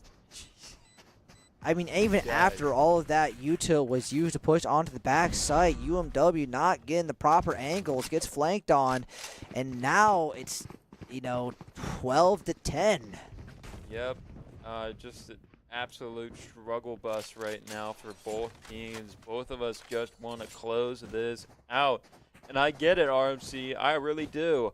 I want to go home so bad right now. I'm going to sleep so well tonight. But I'm here casting this overtime game. I love it, honestly. I really do. But we're in an overtime game. We shouldn't be here. This should be a 2-0 sweep. And it's not, because we've thrown around and it feels like we're going to be repeating history. I really hope Let's not think negatively, Doug. All right? We have to have faith in our players. I hope not. We have to have faith. We have to trust them. Reality. I'm hoping for a certain reality to happen, and it's a good one. All right? I'm hoping we can get this final round here, close out this game, and be done with it. Fair enough. Fair enough. No ults to anyone's names. Right? So, we're close on getting a few ultimates, but none this round. Viper gets the pick onto Venta. Venta goes down. We lose one of our duelists. And so now it looks like Jake is going to be falling back to go to his compatriots that are going to be on A site, right? You know, we still have our Brimstone holding around B site, trying to see if he can catch anyone on the rotate, but also falls back to go through the link and meet up with this team. You know, come from two angles, one from Lamps, one from Bathhouse. I hear you coming in through the clean room, you could say, as we set up a bit of a 3-man push here, but we hear something through back of sight. It looks like it was just a Yori clone to sort of throw us off, but here comes the real thing. Gonna be flicking across the line. That's an operator in shower. It's just a duel, catching him at the right time, but doesn't know that he has an operator. So we're gonna throw the fade ult out, try to shake some stuff up. We're just going to walk straight over the operator. I guess it's just not necessary right now. 3-2. UMW taking the lead. They have the spike. They're going to blind. You know, right now they're putting all their eggs in that basket. They hit the pick. It's 3-1. And UMW. And we're taking it home. There it is, the 13th point in UMW pockets, and I am ecstatic to see it. It got really close there with that Viper defuse. I'm not going to lie to you. I was on the edge of my seat that final round. I was not leaning back. I was like looking forward intently to that screen, trying to see if they're able to squeeze out that victory, and UMW was able to do it. They beat Randolph-Macon 2-1, 23 round match. Holy cannoli Batman. Let's move the screen over to the other side. Wow. That was a game. Oh, man. I don't even know where to start with this one. So much happened. So many blunders, so many clutches, so many 4K Demon moments. True. But, I mean, where do we even start with it all? Does something come into mind that you want to start breaking down in the post-game analysis? Well, I mean, let's just think about probably the most dominant game, game one, right? You know, we initially went into this game. We 2-0'd these guys before. We came in confident, and it showed through 13-7 on, I think, Corrode, I think, was the map. The new map, yeah. I mean, they played pretty well. It was a standard match, right? I mean, good job to UMW, genuinely, right? Yeah. Now, going into game two, though, we had our confidence, right? We were definitely like, yes, you know, dude, let's just do this wrap. Let's get this game over with, you know? It was a lot closer on Abyss because I don't think it's a map that they're familiar with, right? We get to the 12-9 point, and then, I mean, if you were watching the entire stream, you knew what happened after that. But TLDR, UMW did stumble. They faltered, and they fell, and they lost the round. I think it was, 16-14? Quite an unfortunate loss. Going into game three now, UMW realizing that they're no longer invincible, right? That they're holding their heads, that they had their heads held up so high, but that they realize that, you know, they can fall. And so they had to take game three very serious. And I mean, at the beginning it was good. It was like 0-5, but then, you know, they were taking L's left and right, even on defense, and that must have been a hit for sure, but they locked back in the final few rounds on attack, and UMW finally takes the cake and wins the black. Yeah, no, absolutely. It is a tale for the ages, just the comeback, the failures, the trials, the tribulations, and ultimately the triumphs. We did take this one home by the skin of our teeth, and we've got wounds to tell the story for us. That is very true indeed. Yep. But, I mean, we can yap about this game all we want, all night long, right? But we weren't actually players. We didn't play in the match. We don't know what was going through our players' heads. Do you think there is someone that is worth, you know, bringing into the booth to give the final interview before the end of their season? I was thinking about this before, and I don't even know if someone deserves an interview because we did not see the best gameplay from our guys. I gotta be honest. There were a couple blunders, but that said, don't let me stop you from bringing in a guy. If you want to interview him, you can. I can interview him. I will interview them. I believe we should probably, you know, get Max, get Juice on the mic. You know, he was performing quite well. I want to hear his perspective of what was going on. Let's do it. All right. I will mobilize. Huh? We'll get Juice first. The entire team is here. We need Max in here first, all right? Scoot on by. You put this on. All right. You know, I wanted to interview you first because, in my opinion, I thought that you were the star player of those few rounds. All right. I just want to know what was going through your heads. I mean, we kind of talked about it before in the first round. I mean, that first round, y'all felt invincible. 13-7, you already 2-0 Randolph-Macon, right? Yeah. But what happened game 2 on Abyss? You had it 12-9. Yeah, I mean, I full tilted. I was swinging shit I shouldn't. I was swinging stuff I shouldn't swing, and I think as a team we still played well, but we just kind of got a little in our heads because we thought we were already like kind of winning, and they were like, oh, hey, we let our guard down. So there are some allegations I want to bring up. Apparently, you guys did a 12-point timeout for BM. We did do that. We did do that. Okay, so it was BM. Yeah, well, we were trying to like throw off their mental by timing out for no reason. I see. Okay. I see. Well, didn't it? Yeah. Got that 16-point L for you. Yeah. Now, I do have another question. You had a bunch of, I think, 3 or 4 4Ks that came out within these rounds, right? You know, what was, like, going on? Like, what, like, switched in your head that you're able to perform those, those miracle rounds? It's, I was just swinging. They're not holding smokes. They're not holding, like, each other. And I know that they're not holding, so I just swing and pop them.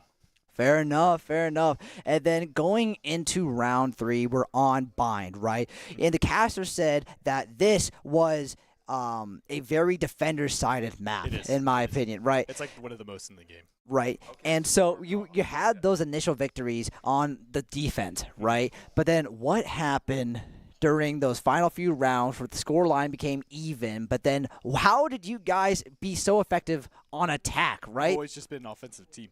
We've always been way better on attack, but they also just like didn't play us well. We were defaulting well. We were finding where they were at, and we were just playing offense super effectively, hitting where they weren't stacked. Fair. Waiting out Yoru TPs. You want to bring up the... When I looked at the fake Yoru TP, yikes.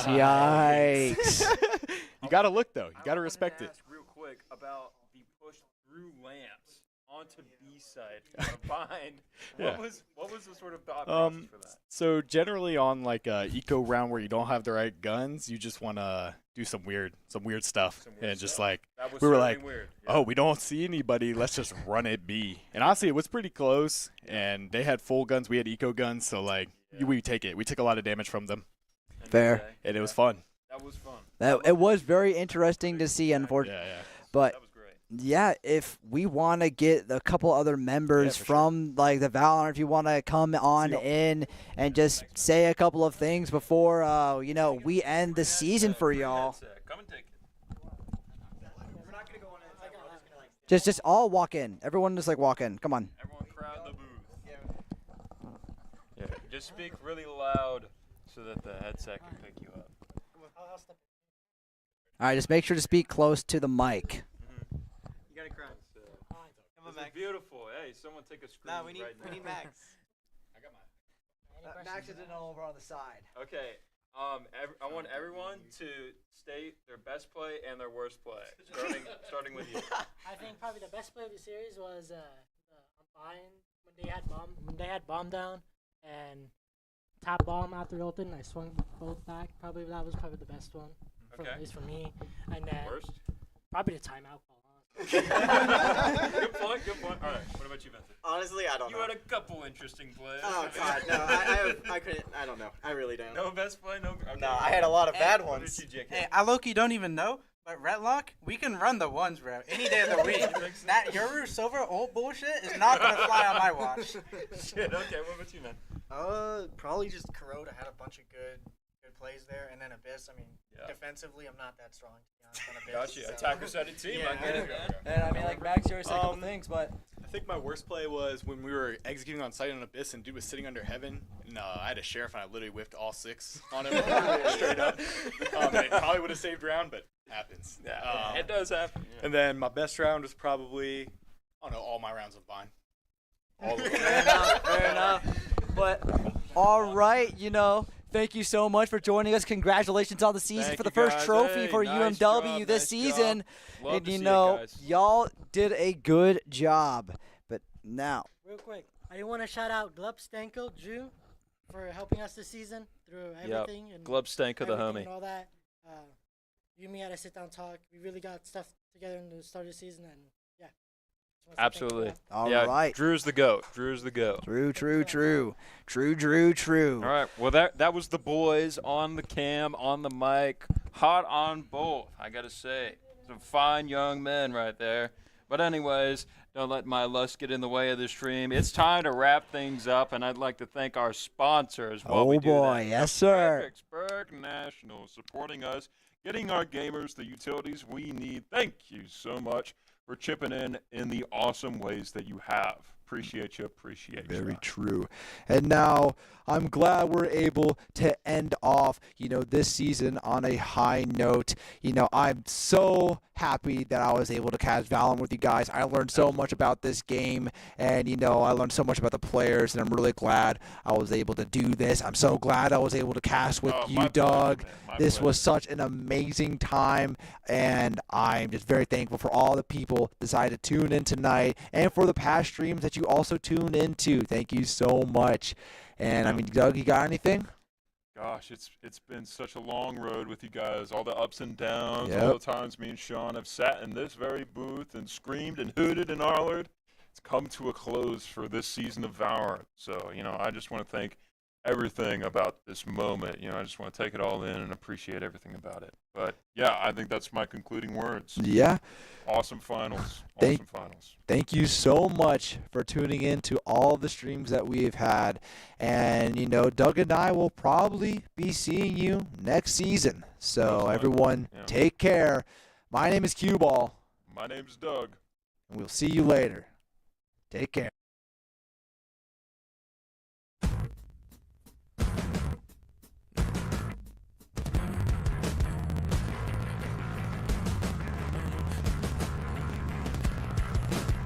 Stand up straight now. Can't break down. Graduate now. I don't wanna be here. I don't wanna be here. It's a taste test of what I hate less. Can you die of anxiousness? I don't wanna be here. I don't wanna be here. What's about to happen? What's about to happen? I remember certain things. What I was wearing, the yellow dashes in the street.